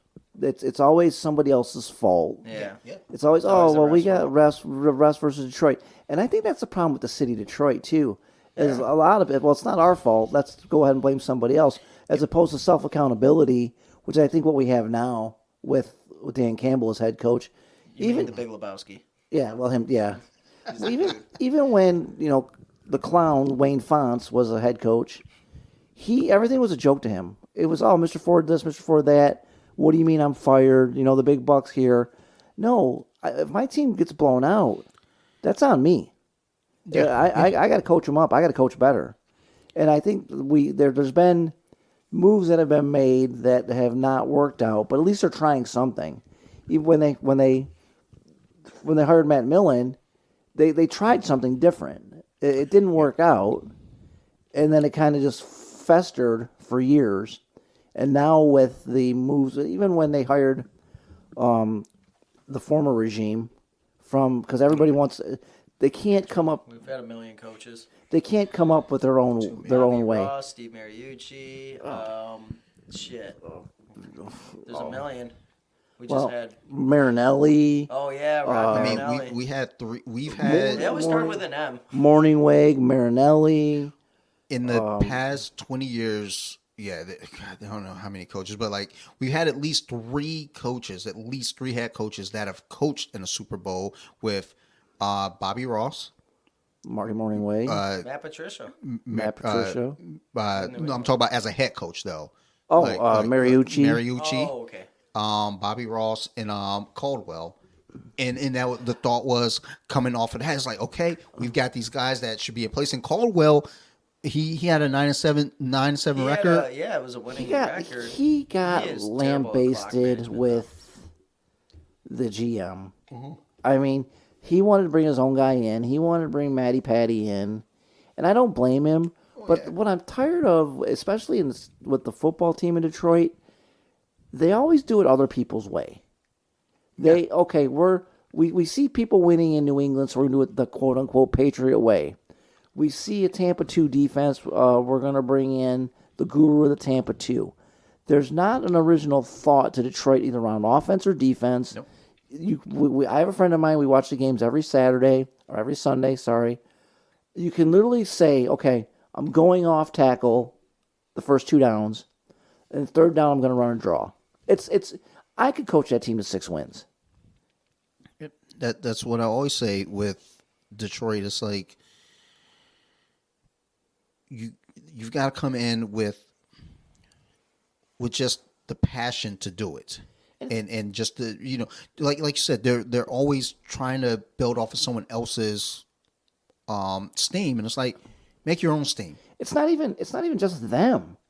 Tigers have done the same thing. Yep. When Randy Smith traded for the same guy back and forth with San Diego, Brad Ausmus, 3 different times. there's not a formula that anybody who's come to Detroit with their own mind, with their own mindset, that they can go in and say, hey, we're going to do it the Detroit way. And it's always bullshit, blue collar. We're going to come in, we're going to put our nose to the grindstone, we're going to do our best. Detroit's a blue collar. It doesn't matter who the coach is. It's the same speech. With Detroit sports, I think the Red Wings were the last ones to win a title. 2010, 2009, 2008. Yeah. I remember in 2014. They won in 04. Yeah, they won 04. Okay. I know our championships. It seems so I long remember they went back to back finals. Yeah, they should have and beat the I was Spurs the listening year to it after. on the radio, and we got home, and it was the fourth quarter, and Rasheed pulled up for a three, unnecessary three, Big shot, Bob Orry. missed Big it, shot, Bobby. and I remember I just lost my mind over that because I couldn't let go of the fact that he pulled up for a three that they didn't need. He missed it, and it went fucking downhill from there. It just I think with the Detroit sports teams, this is the most horrible time to be a Detroit sports fan. Everyone sucks. Everyone right now. sucks. Everybody's I think jumping on the Iserman bandwagon, and I'm not there. I want to be on the bandwagon just with him going down to Tampa and doing what he did. But the thing is, again, you can go down. You have to have the tools to do it. It's like you might have the mind, you might have the creativity, but you still need the talent to get it And done. I feel like he's already putting the few pieces in place right now. We got Sedina, we got Fabry, who I think is just awesome. Right now, he's like my favorite Red Wing. Larkin's captain now. He's actually improved a lot too. Hronik. I mean, they're showing potential. I won't say they're good because to me they still suck, but they're better than the last couple of years. I don't see it. I do. I mean, they can't compete with the best teams in the league right now, but I mean, like, and I think there's that's potential. the thing. There's the hope that they're going to, grow. Look, just even saying to my buddy the other night, just being a Detroit fan, a Michigan fan, I've given up hope. Like with even I didn't even realize Michigan basketball was even doing what they were doing until because I just didn't care anymore. And I scrolled through the top 25 and I was like, Michigan's number 3. Get the fuck out of here. Well, Michigan's awesome that's basketball and State's better in football. It's funny you mention that Weird because times. they've been good for the last 6 years. No, that's I true. mean, but now everybody's like, oh, Jawan Howard. I'm sorry, John Beeline took that team to 2 finals. Yeah. 2 finals.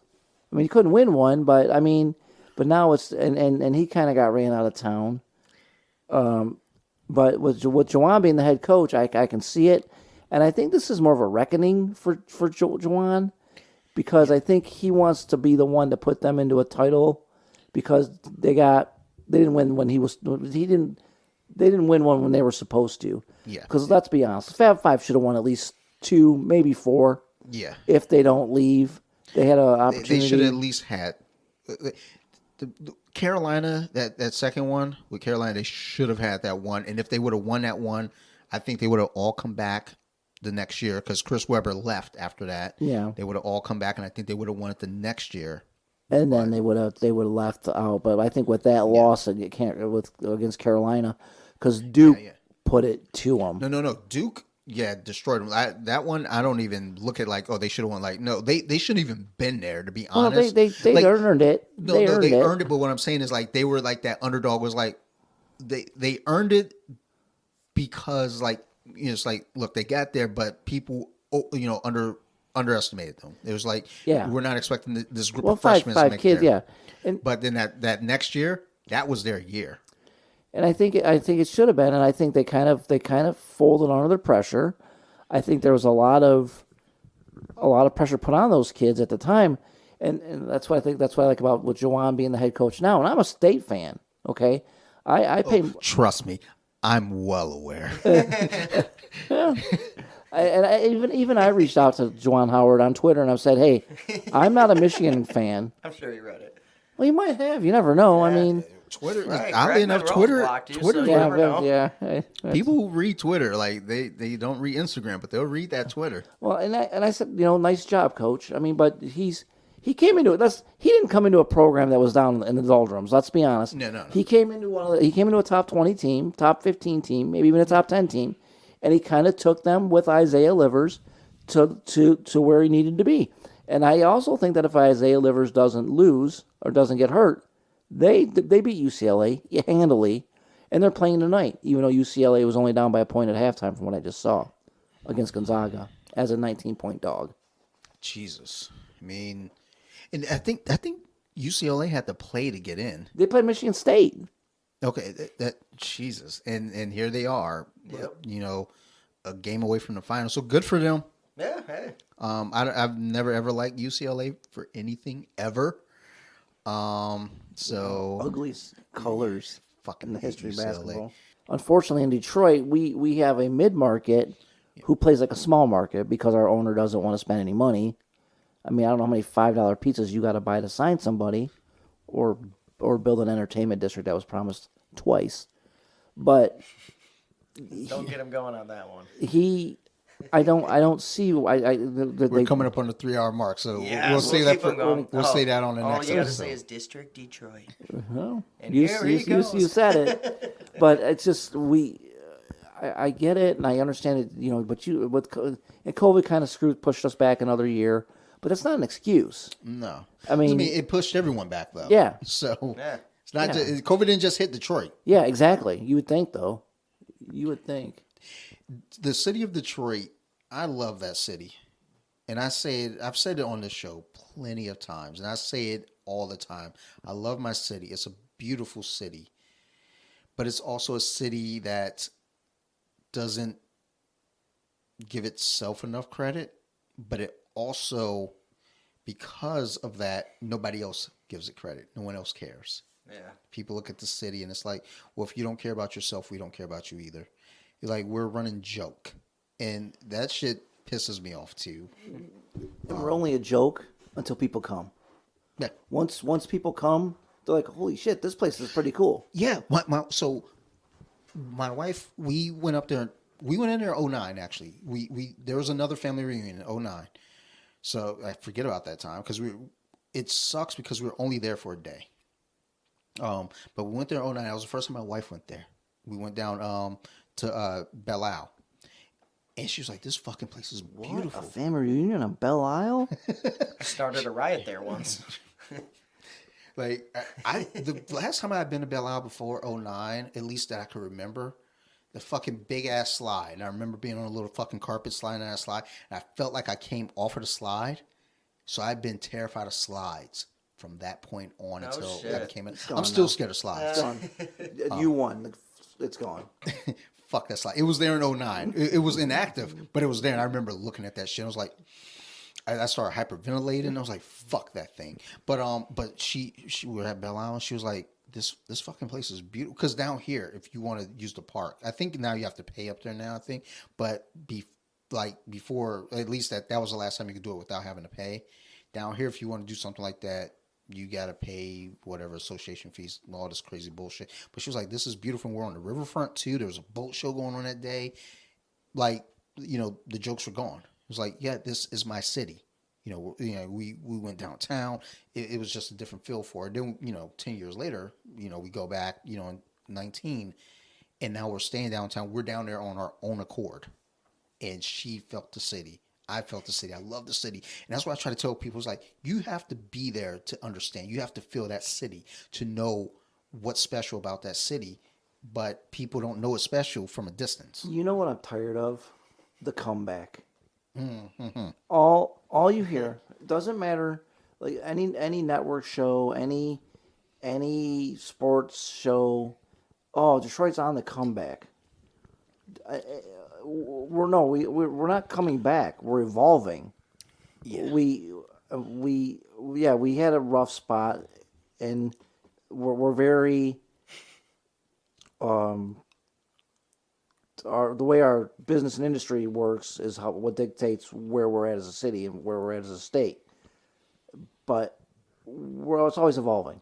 We've never gone anywhere. No.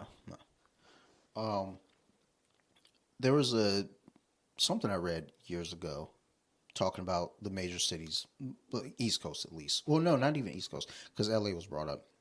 They're talking about New York being the big city of the East, LA being a big city of the West, Chicago was supposed to be the Midwest, and then Detroit accidentally happened because of the auto industry and the Motown. So Detroit was the city that shouldn't have been, but they became and they thrived.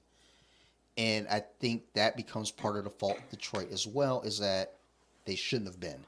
So when they fall down, people look like, well, they should be down there anyway. They shouldn't be, one of the majors. But the thing is, it is.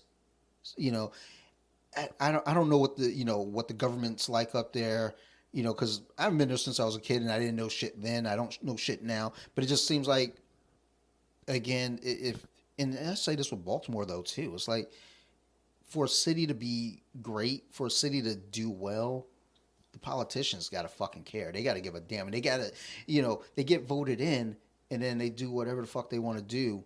But it's like, what are you doing for the fucking city? Like, besides lining your fucking pockets, what are you doing for the goddamn city? How are you going to make this city better? And, again, we see it here in Baltimore. They close down fucking rec centers and open up detention centers. They can't fucking get heat in the fucking schools. They can't get AC in the schools. But, they can always open up all these other fucking things, and it just, it burns me up because, like I said, I love fucking Detroit. I love my city. And I ain't been there in fucking, 3 decades, as a citizen, but it's still my city. And, when I have to defend it, people, make their jokes, I kind of, crack a joke and laugh with them. But at the end of the day, at the bottom of it all, I fucking love that city. And, I got family there still. And I love my family there, And it's just like, when you look back on it, when you look at where it's going, it's like, is it ever going to get any better? It's like, it has to, because it can't fucking get any worse. I think the problem is a lot with Detroit is shit rolls uphill in Detroit. The mayor's good, but there's so much. Been in a while, actually. There's so much. Governor sucks. Yeah.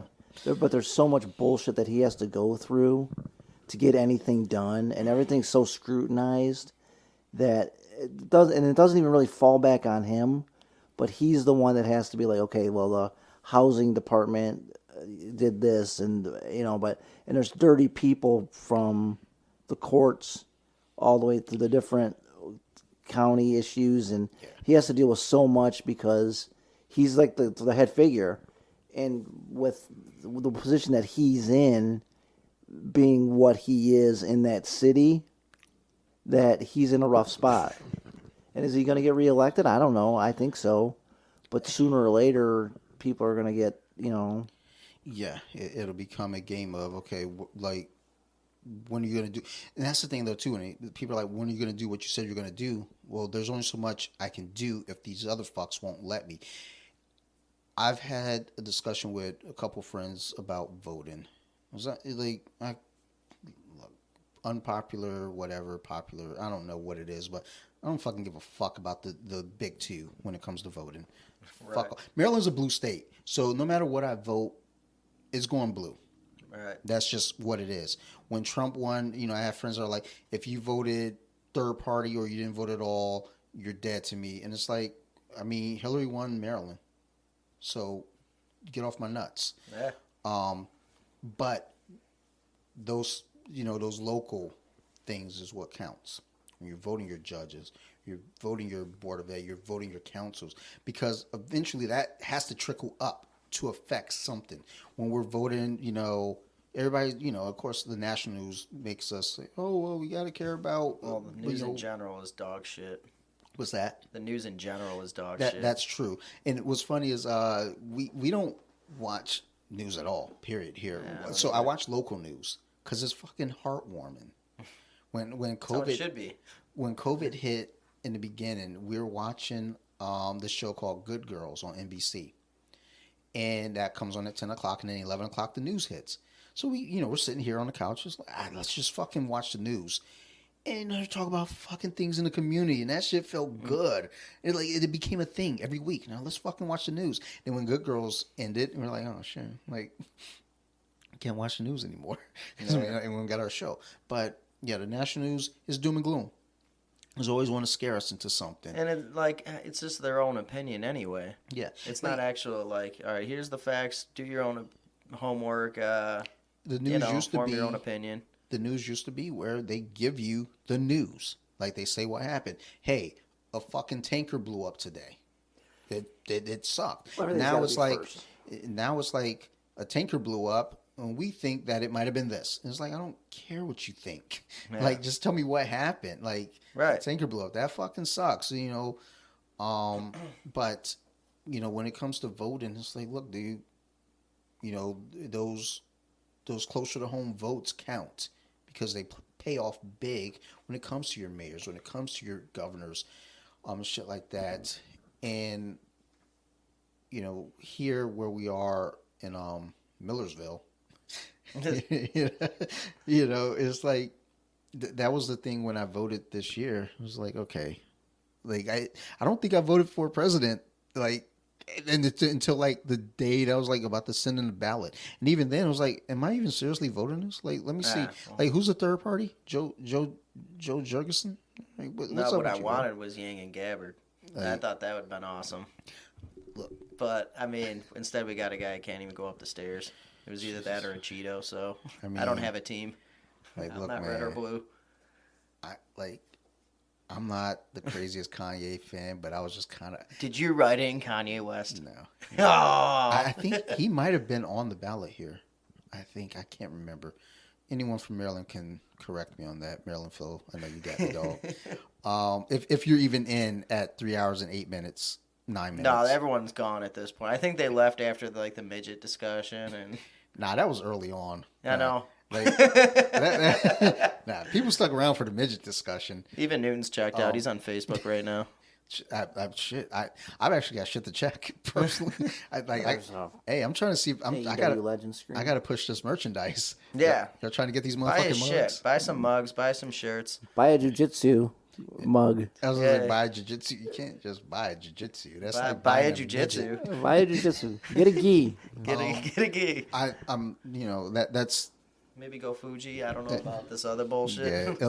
Elite's trash. Hashtag ban elites. Dog shit. But yeah, I do have a Fuji gi back there. That's Sakai.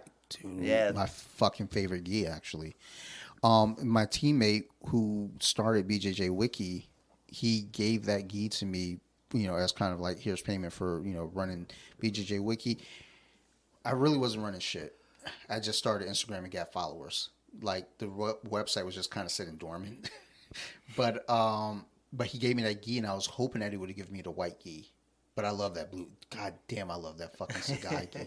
And the thing is, I could just buy another one, but I don't want to. Like, I don't know that I've bought any of my gis. Well, no. There's nothing wrong with that. I bought the one white elite gi last year. Ban elite. Yeah, hashtag ban elite sports. Cunts. And yeah, they blocked Off the Mats podcast on Instagram. And all your other accounts. So no, they blocked Wiki and they blocked Off the Mats for sure. But I still have BJJ Nerd. I have Dante287. I have Awkward BJJ. I have BJJ Verified. What else do I have? You're like Antonio Cromartie trying to think of his kids right now. The way you're trying to come up with them. Why So Nerdy? I'm trying to do this without looking at my phone. I know, that's what's entertaining right now. Like, You can see his face. Fuck, I know I have more. Cause when I go through my posts for the day, I gotta like look at each account and like, what do I gotta post now? It sounds exhausting. I have one Instagram and I go days without even going on there. So the main ones are Wiki and Off the Mats, obviously. If I see it's 3 days and past though, I'll be like, I can't like that. Otherwise, it's weird. It's usually it's too much. I like to make it weird. I like to go to like Oh accounts. no, you do that? I do the And 7. then you'll find one that passes, and then you'll like that one. I do the 7 week likes. Like Whoa. I go way back. Like I specifically look for 7 weeks ago, and I'm like, especially if it's a dude's account and it's like something weird, like he's like shirt off. I'm like. Well, if it's one of my friends that do it, I'm like, they're probably just fucking with me. So I just always laugh. But if it's somebody random, I'm like, whoa. Like, oh yeah, usually it's random because BJJ Wiki has 52,000 followers. Flex. Oh, no shit. And I didn't even realize that. and I follow Yeah, like 400. 4,500. So it is kind of random when I like something. Yeah. Like I'll just go 7 weeks make it really awkward for people, and then it becomes that thing like, do I follow you? Like, Yeah. I don't know. Do I follow you? I don't even want new followers. That's why I have why not? 276 followers. They're all bots. So I Well, think Luciano. most of my followers are bots. Yeah. I don't know. Hey, It's who like, cares, man? Like, why are you following me? Because I repost other people's shit. Go follow them. Don't follow me. But with a lot of my follows, I don't even, like, it's not that I don't care, because I do care, but it's one of those things where I'll wake up in the morning and it's just like, because I have a specific time to post. I post at 8:30, meme, video, article. I post at 2:30, same deal, and then the night post can be whenever the fuck I want to do it. Yeah. But sometimes at night I'm just like, I don't even want to fucking post. Like, I don't care. But that morning post I always do, and the afternoon post I always do. It's the night post that gets tough. And I actually brought it down. I used to post 15 times a day. Yeah, you pop up all the time in my feed. Now it's 9. And I only follow like 3 of your accounts, I feel like. I know Off the Mats, Off the BJJ Mats. Wiki. In my personal. Yes. Those 3 for Pretty sure. I think sure. you follow BJJ Nerd. I but might. I don't post on that one, but I think, because I know I have followers on there I feel like are accidental follows. I think people just know it's like, it's fucking Dante, just follow. At this point, if you see an account on Instagram pop up, just follow. It's probably me. But either way it goes, like, however, you count it, it's just like, I just do a lot of shit for, like, really to keep me from doing drugs. Like, I don't do that's a drugs. good I don't have a reason. drug problem, but I feel like, I get You bored. don't need a drug problem as I'm looking at your action figures. It's called plastic crack. But the bulk of my brain just operates around just habit. I need something to do. If Yeah. I don't do Instagram, if I don't do the podcast, then what do? All right, I'm doing jiu-jitsu's kind of coming back because COVID's lifting up now. But if I'm not doing any of those things, it's like, what do? I could sit around, watch TV all day. I could run myself to death on that treadmill again. That was fun.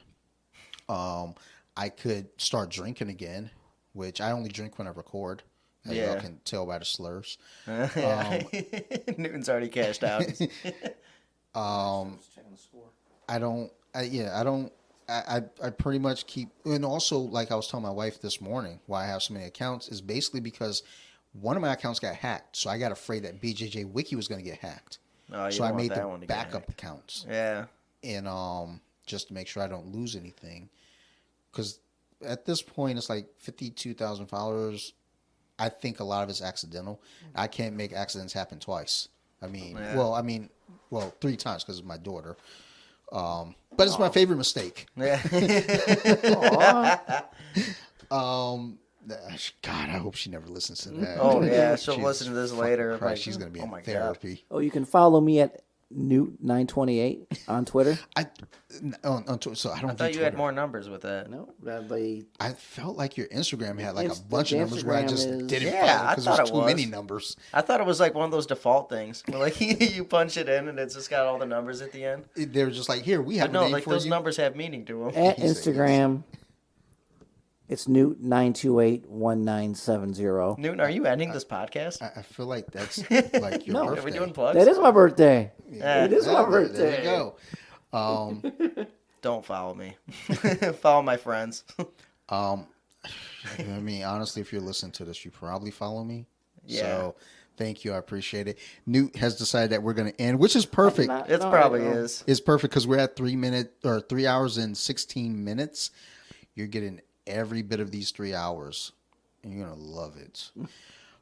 So thank you to my guests that I flew in from Detroit. Yeah. Thanks for the accommodations. Yeah, thanks for hooking us up. You really did roll out the red carpet for us, and hooked us up with pizza. We had Lito's Pizza, which is a Maryland thing.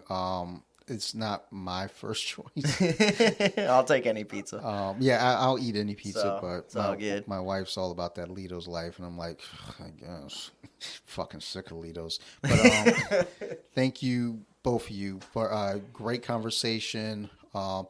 Honestly, we only got to one question on this fucking thing, which is fine because honestly, I'm gonna be honest. I can't read my handwriting. Number one, because I'm drunk, and number two, I felt like we talked about far more interesting things than the WWE. It was fun direction. So we did try to talk We can do this about again wrestling. in 6 months too. Dude, I'm always. If you guys call me next week and say you want to record again, I'm not gonna say no. I'm an attention whore. I'm gonna definitely say yes. You're an attention whore. But thank you guys for doing this. This was Yeah, of fucking course, fun. man. Yeah, Hey, it's absolutely. cool. Well, I think we invited ourselves in a way because we were always you always gonna plan to have us on here, and then I was like, well, I got a couple flights to use. Why not just like, how about we do it in person? We'll fly out to you. Well, I mean, you accommodated all of us. I No. forgot. You didn't. You edit, didn't. Mark for edit. You didn't Fucked use it your up. flights. Son of You a used bitch. my flight, my private jet. Yes, we took a private jet. The Soul plane. SS BJJ Wiki. We took a soul plane. Or those boats. I don't know. Yeah, the soul plane. So here's the deal: when you come back home, 3 guys in the tent Ooh. Oh, you know what? podcast, You know what? 3 guys in a tent. cigars, bourbon. That'll be a first for me. I've never had a cigar. Really? Like, Damn. I mean, like, Yeah, when you come home, we'll get the equipment. I'll get a mix Wow. board with a lot less honestly, dials. do you want the mixer that I have, the other mixer? Because I'm not gonna use If you it. want to give it up, man, we'll take it and we'll do something with it. Let me make sure. Can I get that on the airplane? You should be able to get it. I don't on see the why not. airplane. Oh, I'm sorry, on the private jet. Well, you know, my security's a little lax. uptight, so I don't think Sophie will mind. so I tell you what, text me and remind me. I'll send it to you. Okay. I got some additional mics as well. They're the shitty ones. No. As Just opposed to what I'm working with now. okay. So real quick before we get out of here, the company that sent me the first mixer, Here we go. they sent me an email saying, "Hey, you never got your mixer. We want to pay you either the money back or send you another mixer in place." I read that for about 40 minutes because I was like, what do I do? I'm not a bad person, but they want to send me free shit. So I says to them, and they say any mixer. So I sent them a message. I was like, hey, send me this one. Because the mixer that I got initially was $99. So I was like, send me this one that's $250. So yeah, you just paid the difference. I was like, I don't want to do that. I'm not doing that. So I stopped talking to them. So they messaged me back 3-4 months later. Hey, so you never got your mixer. What do you want? Do you want money back or do you want a replacement item? So I didn't reply. I was just like, fucking leave me alone, dude. I got my shit. Just stop bothering me. If I don't reply, maybe they'll fucking leave me alone. So one day I get a text from my boss. I was off that day. She says, hey, you got a fucking letter here. Feels like a card, like a credit card. Fucking get to work. It's a gift card from the company, $99 gift card. So No shit. I'm looking around on the site. I ordered this fucking mic because like maybe I should just order a fucking real microphone. So because I couldn't find the mic that you have, I couldn't find another one of those. Yeah. Because I ended up getting this. That was $20. Worth every penny. But it has like a crane. Like I used to have it at the desk, so I could like move it around and it looked fucking professional. I hit myself in the face twice. So I ordered this microphone. I think it was like $70, and I was trying to order some things to go on top, like the buffers or whatever. But if I added those, then the shipping went to like $30. So I was like, what the fuck? The fucking product's $6. So I took the product off, and the shipping went back down to $8. I was like, okay, whatever the fuck. So they sent me this fucking microphone, and that's that story. But yeah, remind me. You know, shoot me a message. I'll send you the mixer. Because I'm not gonna use it again. I was thinking about using it as like a travel mixer and like portable, but I'm fucking lazy. I'm just gonna take out my phone and record. Now when you got one, and now when you come home, you got one. So Like when I come up there, well, I'll fly you on my private jet. Put you up in my private room. So Be my house, by the way. I'll get on the show. It's like, hey, thanks for the flight, dude. That shit was great. And then you were like, hey, what is this button? It was like, I'm gonna be honest, I don't know. I don't know. I know what it was. It was yours first. Like, I think I have. Yeah, I'll send instructions and everything. Figure it out. Yeah, if you come up in June for that jiu-jitsu tournament, I'm gonna look into it. Yeah, if you do that, come on up. Let us know. We'll go to a ball game or. We'll do it up. Yeah, I'm interested in that. Plus, just let you do your own thing too. This way, don't tell your family you're going down there. I can go there and actually we'll give you some spots to go. Possibly to. get arrested. Yeah, we'll give you some No, options. you cannot come without her. So honestly, that would be the only other considerations. Like if I go, it's like I might make it a family trip again. But for IBJJF, I don't think they can have people in attendance. So I honestly probably can't. Well, that gets you off the hook. I probably can't even go to watch my teammates compete anyway. So I'll just show her like, all right, guys, is there a ball game going on? Because my team is competing. I'm going to be honest. I think only one or two people want to go up there because who really wants to go up to Detroit and compete for a gold medal when they could just buy it online for $3? Yeah, why not? So, and as I was getting pissed about everybody shitting on the city, then there I just went and threw a shot. All right, so bang, bang. Everyone who's been listening, thank you so much. If you're this far in, I greatly appreciate you and love you. And hey, if you made it this far, here's an Easter egg. Maybe not Easter egg, but here's a little bonus tip. Newt doesn't like Easter eggs. If you made it this fucking far, message me. I'll send you a T-shirt.